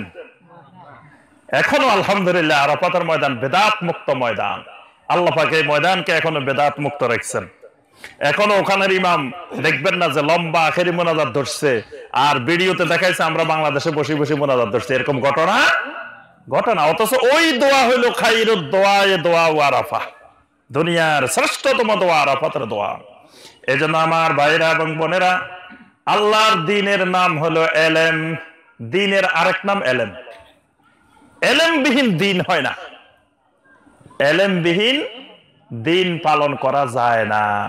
এই জন্যই ইমাম বুখারী রাহিমাহুল্লাহ সহিহ আল বুখারীতে একটা অধ্যায়ের শিরোনাম দিবেন বাবুল ইলম ক্বাবলাল কাওলি ওয়াল আমল। কথা বলার আগে ইলম লাগবে, আমল করার আগে ইলম লাগবে। আগে ইলম, তারপরে কথা বলা, তারপরে আমল। কিন্তু আমাদের ইলম নাই, কথা বলা শুরু। আজকে দেখা যায় 6 বছরের শিশু বক্তা, 10 বছরের শিশু বক্তা, 12 বছরের শিশু বক্তা, 36 ইঞ্চি বক্তা, 18 ইঞ্চি বক্তা, 10 ইঞ্চি বক্তা, দেখছেন না? আস্তাগফিরুল্লাহ, আস্তাগফিরুল্লাহ। আল্লাহর দ্বীন নিয়ে খেলতামাশা করা, তার ভিতরে কি ইলম আছে? 10 বছরের শিশু, 8 বছরের শিশু, কি ইলম আছে? আপনাকে সে ইলমের আলোকে কথা বলবে? তার কাজ হলো এখন ইলম শিখা। আগে এলেম শিখা শেষ হলে তারপরে সে কথা বলবো। এলেম শিখার আগে সে ওয়াজ মাহফিলের নামে ব্যবসা শুরু করে দিছে। তো সে তো এলেম শিখতেছে না, সে ব্যবসা শিখতেছে। আগে এলেম, তারপরে কথা বলতে হবে। আগে এলেম, তারপরে আমল। এলেমের খবর নাই। যদি আমল করতে যায় তখন সেখানে সুন্নত অনুযায়ী আমল করতে পারবে না, বেদাত অনুযায়ী করে বসে থাকবো। এই জন্য বাংলাদেশে বেদাতের সয়লাব, বেদাতের বিস্তার, কারণ তার এলেম আসে নাই, এলেম নাই। আল্লাহ পাক সূরা মুহাম্মদের 19 নম্বর আয়াতে বলছেন ফালাম আন্নাহু লা ইলাহা ইল্লাল্লাহ ওয়াস্তাগফির লিযামবিকা ওয়ালিল মুমিনিনা ওয়াল মুমিনাত। আল্লাহ রাব্বুল আলামিন বলেন, আগে লা ইলাহা ইল্লাল্লাহর ইলম শিখো, তারপরে তোমার গুনার জন্য মাপ চাও। আগে ইলম, তারপরে আমল। আগে ইলম শিখো, লা ইলাহা ইল্লাল্লাহর ইলম শিখো, তারপরে ওয়াস্তাগফির লিযামবিকা, আমল শুরু করো। এজন্য ইসলামের আরেক নাম ইলম। ইলমবিহীন ইসলাম হয় না, আল্লাহর দ্বীন হয় না। এজন্য জেনে বুঝে আমল করতে হবে। এজন্য আমাদেরকে সব সময় খেয়াল রাখতে হবে যে আমল যেটা করব এটা যেন সুন্নত অনুযায়ী হয়, বেদাত মত। আমালুন কালিলুন ফি সুন্নাতিন খায়রুম মিন আমালিন কাসীরিন ফি বিদআতিন। বেদাত অনুযায়ী বস্তায় বস্তায় মহাসাগরের আমলের চাইতে সুন্নত অনুযায়ী অল্প আমল করা ভালো। কয় সৌদি আরবের লোকেরা সুন্নত পড়ে না। সৌদি আরবের লোকেরা কি সুন্নত পড়ে না? আমাদের দেশে আমরা দেখো ফরজ পড়ি, সুন্নত পড়ি, নফল পড়ি। আচ্ছা, আপনি ফরজও পড়ছেন, সুন্নতও পড়ছেন, নফলও পড়ছেন, পড়ি বাইরেছেন মসজিদ থেকে, বাহিরের সামনে গিয়ে কবরের সামনে সেজদা দিছেন, আপনার ফরজ, সুন্নত, নফল, মুস্তাহাব যা পড়ছেন সব জিরো, সব মাইনাস। এতক্ষণ নামাজ পড়ছিলেন প্লাস, ওখানে যে সেজদা দিয়ে কি হয়েছে সব মাইনাস। আর ওই যে সৌদি আরবের লোকের কথা কইছেন সুন্নত পড়ে না, ওই লোক 4 রাকাত ফরজ পড়ছে ধরেন আর সুন্নত পড়ে নাই, কিন্তু সে যে কবরে সেজদা দেয় নাই, তার 4 রাকাতেই আছে, আপনার 16 রাকাত জিরো হয়ে গেছে। তাহলে আমল কম ভালো না বেশি ভালো? সুন্নত অনুযায়ী কম ভালো, বেদাত অনুযায়ী বস্তা বস্তায় আমল করেও লাভ নাই। এই জন্য আমার ভাইয়েরা এবং বোনেরা, এই মূলনীতি খেয়াল রেখে আমল করবেন যে আমল কম হোক কিন্তু এটা আমার নবীর সুন্নতের ইত্তেবা অনুযায়ী হোক।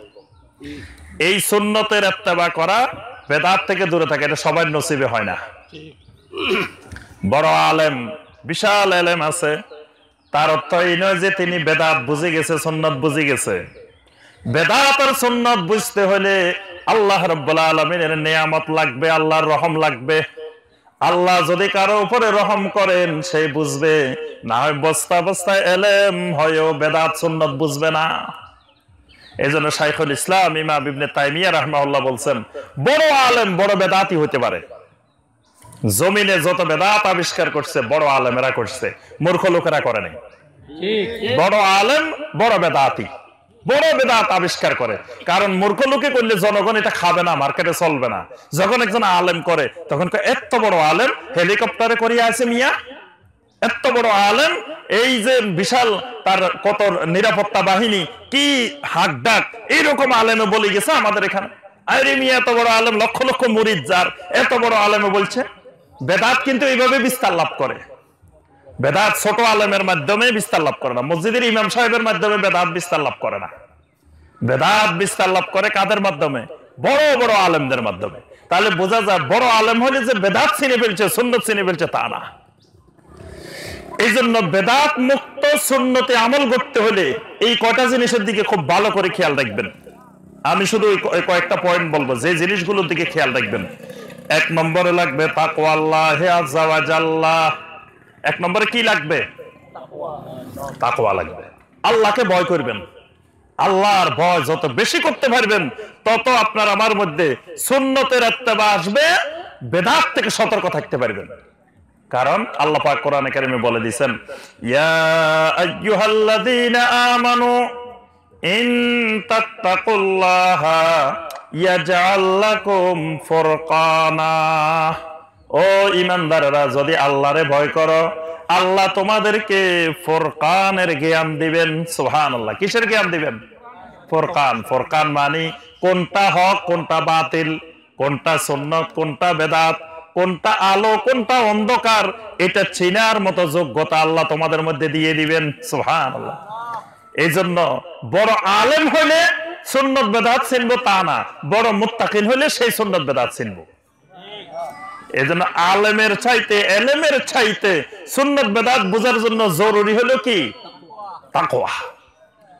একজন সাধারণ রিকশা চালক ভাই, একজন সাধারণ দিনমজুর ভাই, একজন কাজের বুয়া হয়তো প্রতিদিন বাসায় বাসায় কাজ করে, কিন্তু আল্লাহর ভয় আছে, তাকওয়া আছে, আল্লাহ পাক তাকে হক বাতিল চিনার যোগ্যতা দিবেন।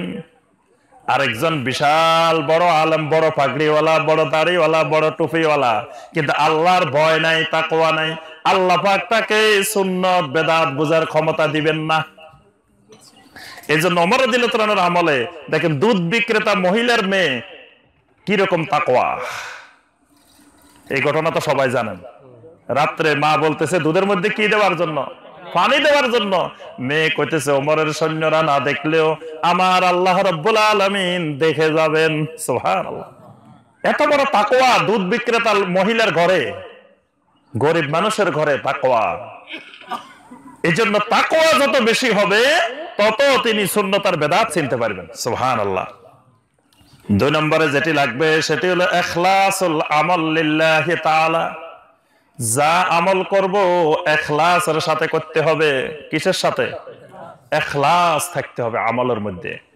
ইখলাস যদি না থাকে তাহলে সুন্নাত আর বেদাতের দরকার নাই, করতে পারলেই হলো। আপনার দরকার হলো কেমনে আপনি মসজিদে যাই একটা নাম প্রকাশ করবেন, আপনি যে এলাকার বড় লোক জমিদার, এটা জানা দরকার মানুষ। তখন আপনি বিশাল এক মিলাদ মাহফিলের আয়োজন করবেন, কারণ আপনার ইখলাসের দরকার নাই। আল্লাহ কবুল করলো কি করলো না, কি দিল না দিল, এত হিসাবের দরকার নাই। আপনার দরকার হলো মসজিদে বলবে যে অমুক সাহেব আজকে মিলাদ মাহফিলের আয়োজন করছেন, 1000 প্যাকেট বিরিয়ানি নিয়ে আসছেন, এলাকার সবাই বসেন, শেষে মৌলুদ শরীফ আছে, বাস। এখানে তার ইখলাসের দরকার নাই, তার দরকার কি? নাম। জুমার নামাজের সালাম ফিরেছে, ইমাম সাহেবের কাছে বিশাল এক লিস্ট দিয়ে দিছে, অমুক গ্রামের অমুক বাড়ির অমুক সাহেবের আব্বার জন্য দোয়া চেয়েছেন। এখানে আব্বার দোয়া মূল বিষয় না, এখানে মূল বিষয় অমুক সাহেবের প্রচার, অমুক সাহেবের নামটা প্রচার হয়েছে। এখানে ইখলাসের দরকার নাই। এই জন্য দেখবেন যার ভিতরে ইখলাস নাই তার ভিতরে সুন্নত বেদাতের কোনো পার্থক্য নেই।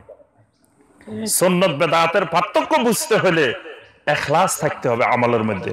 3 নম্বরে যেটি লাগবে, ইজহারুল ইফতিকার লিল্লাহি ওয়াত তাদাররু ইলাইহি, আল্লাহর কাছে একেবারে অনুনয় বিনয় করে, আল্লাহর কাছে একেবারে অসহায় হয়ে যাইতে হবে। আল্লাহর কাছে একেবারে কঠিন ভাবে ধর্ণা না দিলে আপনি হক বাতিল বুঝতে পারবেন না, এই সৌভাগ্য হবে না, সুন্নত বেদাত বুঝতে পারবেন না। এই জন্য আল্লাহ পাক বলছেন, ওয়াজকুর রাব্বাকা তাদাররুআন ওয়া খীফা, তোমার রবের জিকির করো তাদাররুআন, একেবারে অনুনয় বিনয় হয়ে, একেবারে অনুনয় বিনয় হয়ে আল্লাহর কাছে নরম হয়ে চাইতে হবে। অহংকার থাকলে, দাম্ভিকতা থাকলে আল্লাহ পাক তাকে সুন্নত বেদাত বুঝার তৌফিক দিবেন না। যদি মনে করে আরে মিয়া আমার থেকে বড় মুফতি সাহেব কে আছে, আমি বুঝি না কে বুঝে, বাস এই লোকের আল্লাহ কোনোদিন সুন্নত বেদাত বুঝার তৌফিক দিবেন না। যদি কয় আমার লক্ষ লক্ষ মুরিদ, আমি বুঝি না কে বুঝে, এই লোক কোনোদিন সুন্নত বেদাত বুঝতে পারবে না। এই জন্য দেখবেন সুন্নত আর বেদাত বুঝতে হলে অহংকার মুক্ত না হলে সুন্নত আর বেদাত বোঝা যায় না। অহংকারী লোককে আল্লাহ পাক সুন্নত বেদাত বোঝার মতো এই তৌফিক, এই যোগ্যতা আল্লাহ পাক দেন না। এই জন্য একেবারে মানে অনুনয় বিনয় হয়ে নিজেকে অসহায়ত্ব প্রকাশ করে আল্লাহর কাছে চাইতে হবে, চেষ্টা করতে হবে হক অনুসন্ধানে। ওয়াল্লাযীনা জাহাদু ফীনা লানাহদিয়ান্নাহুম সুবুলানা, আল্লাহ পাক বলেন যারা আমার দিকে চেষ্টা করে, চেষ্টা না করলে আল্লাহ হেদায়েতের রাস্তা দেখান না। ঘরে বসে থাকবেন, চেষ্টা করবেন না, তাহলে আল্লাহ পাক হেদায়েতের রাস্তা দেখাবেন না। এই জন্য আমার ভাইয়েরা এবং বোনেরা, বর্তমানে দিন বুঝার জন্য চোখ কান খোলা রাখলে আপনি বুঝে যাবেন কোনটা হক কোনটা বাতিল। সামান্য একটু বিবেক খাটাইলে বোঝা যায় যে কোনটা সঠিক কোনটা ভুল, কোনটা হক কোনটা বাতিল, কোনটা সুন্নত কোনটা বেদাত। 4 নম্বরে যেটি লাগবে, তাআল্লুমুল আহকামিশ শরিয়া মিনাল কোরআন ওয়াস সুন্নাহ, শরীয়তের আহকাম শিখতে হবে শুধু কোরআন থেকে আর সুন্নাহ থেকে। শরীয়ত কোন বুজুর্গের বানানো শরীয়ত শেখা যাবে না। শরীয়ত কিসের থেকে? কোরআন এবং সুন্নাহ। যত বড় মুফতি সাহেব, যত বড় বুজুর্গ সাহেব, যত বড় পীর সাহেব বলুক, আমাকে তার সাথে সাথে যেই কথাটা বলছেন সেই কথাটার আয়াত বলে দিতে হইব, হাদিস বলে দিতে হইব। হাদিস না বললে, সহি হাদিস না বললে, কোরআনের আয়াত না বললে যত বড় বুজুর্গ বলুক আমি শুনবো না। এই নীতিমালার উপরে থাকতে হবে, না হয় আপনি কিয়ামত পর্যন্ত সুন্নত বেদাত বুঝবেন না। সুন্নত বেদাত বুঝতে হলে কোরআন সুন্নাহ থেকে দিন শিখতে হবে, শরীয়ত শিখতে হবে। যদি বুজুর্গের কাশফ থেকে সুন্নত শিখেন, যদি হুজুরের কাশফ থেকে শিখেন, এলহাম থেকে শিখেন, এলকা থেকে শিখেন, তা আপনি জীবনেও সুন্নত বেদাত বুঝবেন না। এই জন্য এলেমের সোর্স, এলেমের উৎস কোরআন এবং সুন্নাহ। এই নীতিমালা ধরবেন, হেদায়েত পাবেন, সুন্নাত অনুযায়ী চলতে পারবেন, বেদাত মুক্ত থাকতে পারবেন। কারণ যখনই আপনি চিশতিয়া তরিকা থেকে শরীয়ত নিবেন, কাদেরিয়া তরিকা থেকে নিবেন, নকশবন্দিয়া থেকে নিবেন, মুজাদ্দিদিয়া থেকে নিবেন, বাস আপনি সুন্নাত থেকে দূরে সরে যাবেন। আপনাকে এলেম নিতে হবে কোরআন এবং সুন্নাহ থেকে।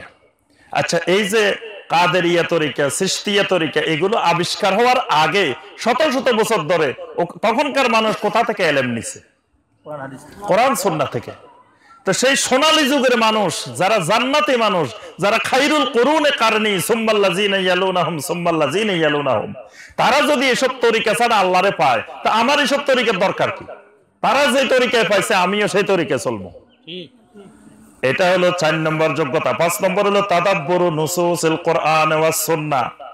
কোরআন সুন্নাহর নুসুস গুলো নিয়ে তাদাব্বুর করতে হবে। তাদাব্বুর মানে গবেষণা, একটু চিন্তা গবেষণা করতে হবে।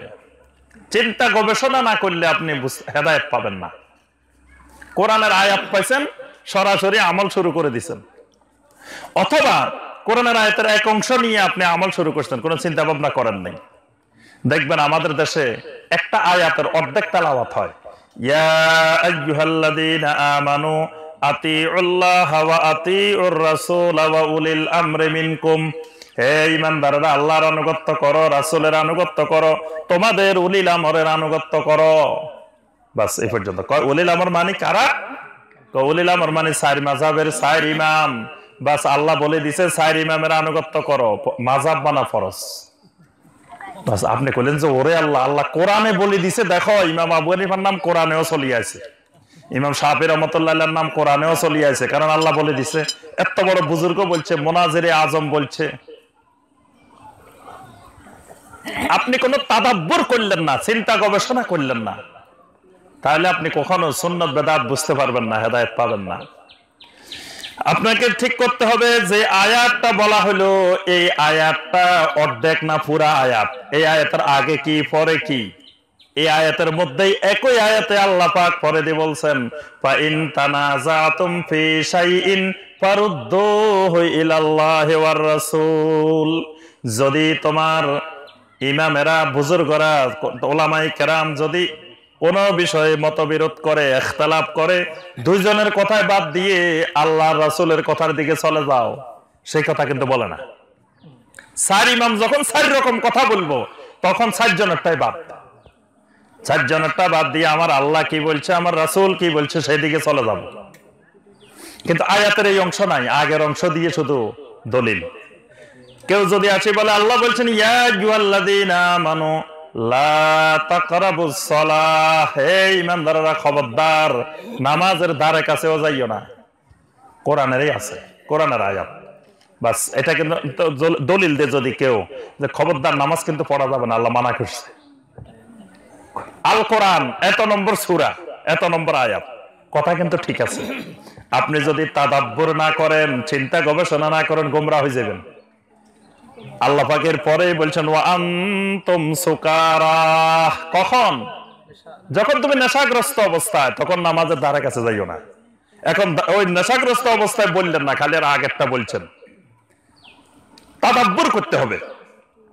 আমি একদিন এক বাউল নেতা, বাউল সম্রাট বক্তৃতা দিতে শুনছি, বলতেছে কোরআনের আয়াত দিয়ে, ওয়াবুদ রাব্বাকা হাত্তা ইয়াতিয়াকাল ইয়াকিন। আল্লাহ পাক বলে দিয়েছেন ইয়াকিন আসা পর্যন্ত তোমার রবের ইবাদত করো। বাস ওই বাউল বলতেছে আমাদের মধ্যে ইয়াকিন তৈরি হয়ে গেছে, এখন আর ইবাদত লাগবে না। আল্লাহ মানা করছে, আল্লাহ বলছে ইয়াকিন আসা পর্যন্ত ইবাদত করতে। তা আমাদের ভিতরে ইয়াকিন এসে গেছে। ইয়াকিন কেমনে আসছে? কয় ইয়াকিন আসছে আমরা আমাদের ওস্তাদের, আমরা আমাদের শাইখের ভিতরে ফানা হয়ে গেছি, ফানা ফি শাইখ হয়ে গেছে, এবং শেষ পর্যন্ত পানা পিল্লা হয়ে গেছে। হইতে হইতে এখন আমাদের ভিতরে ইয়াকিন চলে আসছে। বাস ইয়াকিন আসলে আর নামাজ পড়া লাগে না। এখন আপনি তো কবেন কোরআনেই আছে, কিন্তু এখন আপনাকে তাদাব্বুর করতে হবে আয়াতটা নিয়ে, যে আসলে কোরআনে এরকম কথা আছে কিনা। তখন আপনি এবার তাফসির খুঁজবেন, তাফসির ইবনে কাসির দেখেন, তাফসিরে কুরতুবী দেখেন, তাফসিরে তাবারি দেখেন, ওখানে আল্লাহ কি বলছেন। এই তাদাব্বুর না করলে আপনি গোমরাহ হয়ে যাবেন, সিরাত মুস্তাকিমের হেদায়েত পাওয়া যাবে না। 6 নম্বরে যেটি লাগবে সেটি হলো ইত্তিবাউ তরিকাতিস সালাফ ফি ফাহমিন নুসুস ওয়া ফিল ইলমি ওয়াল আমল। সালাফদের তরিকায় কোরআন সুন্নাহ বুঝতে হবে, এটা খুবই জরুরি বিষয়। কোরআন এবং সুন্নাহর বুঝটাকে সালাফে সালেহিনদের বুঝের সাথে মিলাইতে হবে। আমার বুঝ আর সালাফদের বুঝ যদি না মিলে, তাহলে সেই অর্থ কোরআনের নেওয়া যাবে না। একদিন আমি একজনকে জিজ্ঞাসা করছি, ওই মিয়া তুমি কোরআন যে আল্লাহ আল্লাহ জিকির করো, এটা পাইছো কই? আল্লাহ বলছে কিনা বা আল্লাহ নবী করছে কিনা? দেখবেন আমাদের দেশের বিশাল অংশ জুড়ে জিকির করা হয় আল্লাহ আল্লাহ আল্লাহ আল্লাহ, এভাবে জিকির করে না? তো এখন আল্লাহ রাসূল সাল্লাল্লাহু আলাইহি ওয়াসাল্লাম এইভাবে করছেন কিনা, অথবা আল্লাহ পাক করতে বলছেন কিনা? আর আল্লাহ পাক বললে তো নবী সাল্লাল্লাহু আলাইহি ওয়াসাল্লাম অবশ্যই করতেন।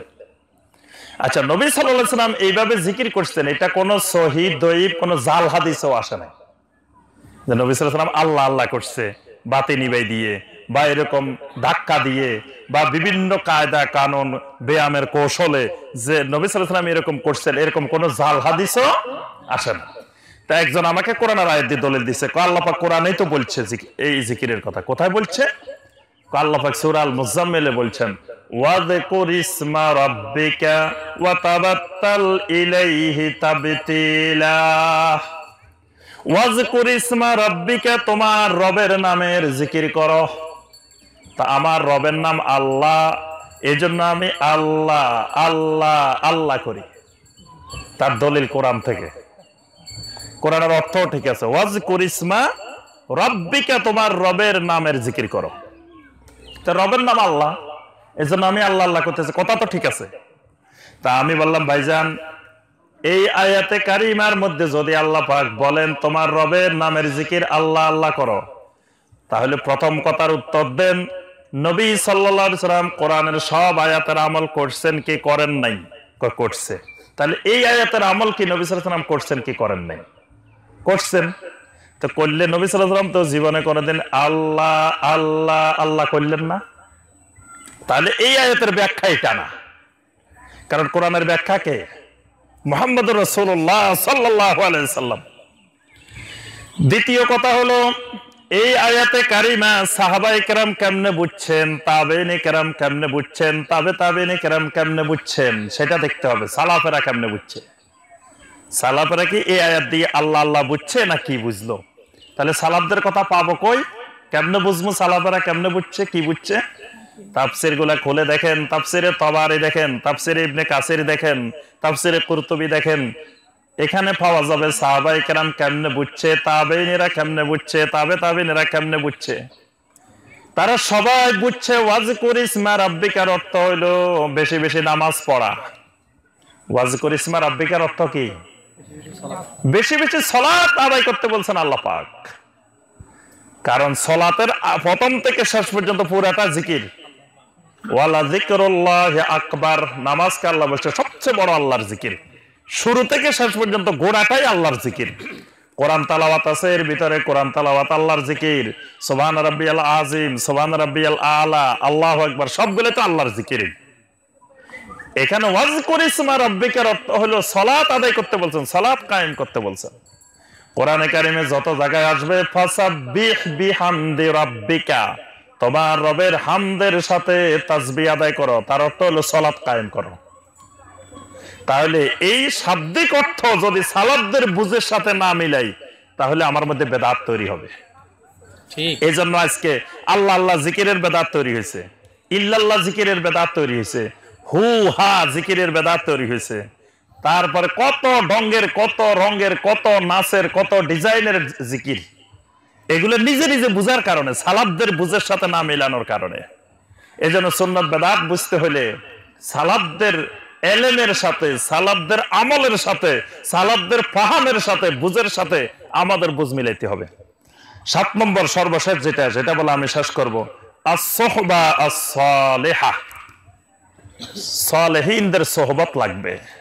সালেহীন বলতে যেই সালেহীন সুন্নতের ইত্তেবা করেন, বেদাত মুক্ত সালেহীন, যেই আলেম, যেই ব্যক্তি বেদাত মুক্ত, শিরক মুক্ত, তাওহীদের উপরে আছেন, সুন্নতের ইত্তেবা করেন, এইরকম উলামায়ে কেরামের সোহবতে থাকতে হবে। সোহবত মানে একবারে পাগড়ি বান্ধি ফেলতে হবে, একবারে কোমরে কোমরে, হাতে হাতে বান্ধি ফেলতে হবে, এটা জরুরি না। সোহবত মানে উলামায়ে কেরামের সান্নিধ্যে থাকতে হবে। হকপন্থী উলামায়ে কেরাম, শিরক মুক্ত বেদাতপন্থী উলামায়ে কেরামদের সোহবতে থাকতে হবে। আমাদের অনেক ভাইয়েরা বর্তমানে সোহবত থেকে দূরে দূরে থাকে। ওলামায়ে কেরামের সোহবত থাকে না। এক শ্রেণী সোহবতের মধ্যে অতিরঞ্জন করে ফেলছে। সোহবত মানে এমন ভাবে ঘিরা বাঁধছে, পাগড়ি বান্ধি ফেলছে যে হুজুরের কথায় উঠে হুজুরের কথায় বসে। হুজুরে যদি কয় কেন সারাদিন বসে থাকো, বসে থাকবো। হুজুর যদি কয় দাঁড়ায় থাকো, দাঁড়ায় থাকবো। আরেক শ্রেণী দেখা যায় সোহবত এইরকম অবস্থা দেখে ওলামায়ে কেরাম থেকে 100 গজ দূরে, ওলামায়ে কেরামের ধারে কাছেই নেই। ওই দিন আমি গত কয়দিন আগে রংপুরে আমাদের শাইখ শহীদুল্লাহ খান মাদানী হাফেজাউল্লাহর কাছে এক বয়ান শুনলাম। কয় শাইখ আব্দুস সাত্তার ত্রিশালী রাহিমাহুল্লাহ এক জায়গায় মাহফিলে গেছে।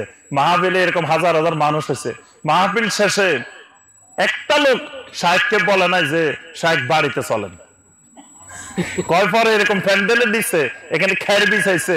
এই আব্দুস সাত্তার ত্রিশালী রাহিমাহুল্লাহ এরকম খেরের মধ্যে রাত কাটাইছে, সারা রাত ওয়াজ শুনছে। কিন্তু ওয়াজে সব পাগল, ত্রিশালী সাহেব কি সুন্দর বয়ান করছে, কিন্তু বাড়িতেও নেই নাই, খাওয়ায়ও নাই, ওই ওখানেই খেরের মধ্যে শীতের মধ্যে রাত কাটাইছেন।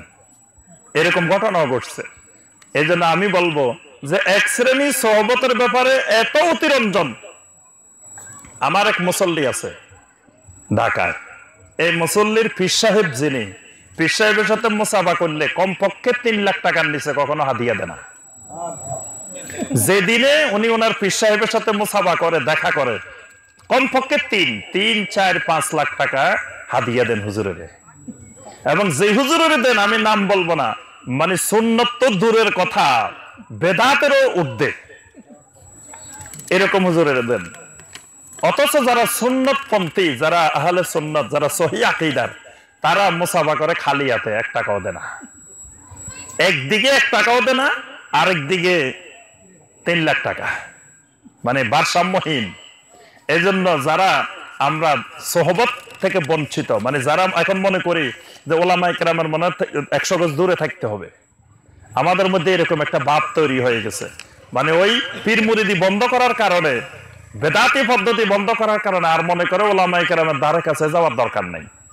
কিন্তু ওলামায়ে কেরামের ধারে কাছে বেশি বেশি থাকতে হবে, সোহবত লাগবে। সোহবত বিহীন আপনি সুন্নতের উপরে থাকতে পারবেন না। দেখবেন যে এলাকায় ওলামায়ে কেরামের সোহবত নাই, ওই এলাকায় বেদাত বিস্তার করে। অনেক আহলে হাদিস এলাকা দেখছি আমি বাংলাদেশে, আলহামদুলিল্লাহ, অসংখ্য বেদাত। একসময় আমার কল্পনা ছিল, আমি ধারণা করতাম যে আহলে হাদিস সমাজে মনে হয় কোনো বেদাত নাই। কিছু কিছু এলাকায় যায় দেখি কি বেদাত নাই, শিরকেরও কারখানা, খালি বেদাত না। কেন? কারণ আহলে হাদিস মানে এরা শিরক মুক্ত, বেদাত মুক্ত হওয়ার কথা। তো এরকম হলো কেন? খোঁজ নিয়ে দেখলাম এরা ওলামায়ে কেরামদের সোহবত বঞ্চিত, মানে সুন্নতের ইত্তেবাকারী, বেদাত মুক্ত ওলামায়ে কেরামের এরা সোহবত থেকে দূরে, এবং এরা ওলামায়ে কেরামের কদর করে না, ওলামায়ে কেরামের কদর জানে না। আমি অনেক, আপনারা মনে কষ্ট নেবেন না, আমি এটা আমাদের শিক্ষার জন্য, সবার জন্য বলতেছি। অনেক এলাকায় গিয়ে দেখছি যে একজন বক্তা আসে দূরের থেকে। তো আমাদের দেখবেন যে যেসব এলাকায় আমভাবে বাংলাদেশে বক্তারা আসলে কি কদর তাদের, তাদের থাকার কি সুন্দর ব্যবস্থাপনা, খাওয়ার ব্যবস্থাপনা, ওজুর পানির ব্যবস্থাপনা, 24 ঘন্টা তার সাথে 3-4 জন খাদেম নিয়োগ করা থাকে। কিন্তু অনেক সহিহ আকীদার এলাকায় গেলে খোঁজ খবরে নাই। বক্তা এত দূর থেকে আসছে, কোথায় থাকবো, কোথায় খাইবো, মসজিদের মধ্যে শোয়াই রাখে। মানে মনে হয় যে এই এলাকায় কারো বাড়িঘর নাই। তো এই এলাকার মানুষ মনে বাড়িঘরে থাকে না। একটা বাড়িঘরে সুন্দর করে নিরিবিলি বক্তাদের জন্য, ওলামায়ে কেরামদের জন্য বিছানা করবে, সুন্দর করে নিরিবিলি, যাতে একটু বিশ্রাম নিতে পারে, সেখানে খাওয়ার ব্যবস্থা করবে, সব ব্যবস্থা করবে, কিচ্ছু নাই, মসজিদের মধ্যে শোয়াই রাখে। এরকম ওয়াজ মাহফিল, মাহফিলের পাশে শোয়াই রাখছে। তো মাহফিলের পাশে শোয়াই থাকলে তো বিশ্রাম কিছু, তার আরো মাথা ব্যথা শুরু হইব। এখানে পাশে যদি শোয়াই রাখেন, এখানে ঘুমানো যাবে? এখানে এই মাইকের আওয়াজে তো আরো বক্তার আপনার মাথা ব্যথা শুরু হয়ে যাবে, কি ওয়াজ করব। কিন্তু দেখবেন এই জিনিসগুলো যারা সাধারণ আম জনতা এই দেশের, তাদের কাছে এগুলো বেশি আছে। এই আহলে হাদিস এলাকাগুলোতে শিরক ঢুকার, বেদাত ঢুকার মূল কারণ হয়েছে তারা ওলামায়ে কেরামের কদর করে না, ওলামায়ে কেরামের কদর জানে না। সবাই না, আপনারা কিন্তু জানেন, আপনাদেরকে বলছি না। আমাদের অনেক এলাকায় আমি দেখছি যে ওলামায়ে কেরামের যথার্থ কদর করেন না। এই ওলামায়ে কেরামের যথার্থ কদর না করলেও সুন্নত বেদাত জীবনেও বুঝতে পারবেন না। কারণ ওলামায়ে কেরাম, এলেম এক পবিত্র জিনিস, এলেম নূর। এলেমকে সম্মান করতে হয়, এলেমের কদর করতে হয়, এলেমকে গুরুত্ব দিতে হয়। আলেম বানানো এত সহজ জিনিস না। আপনি খালি কইবেন আমার ছেলে 5টা আলেম বানাই ফেলবো, একটা হইতো না। আলেম বানানো এত সহজ জিনিস না।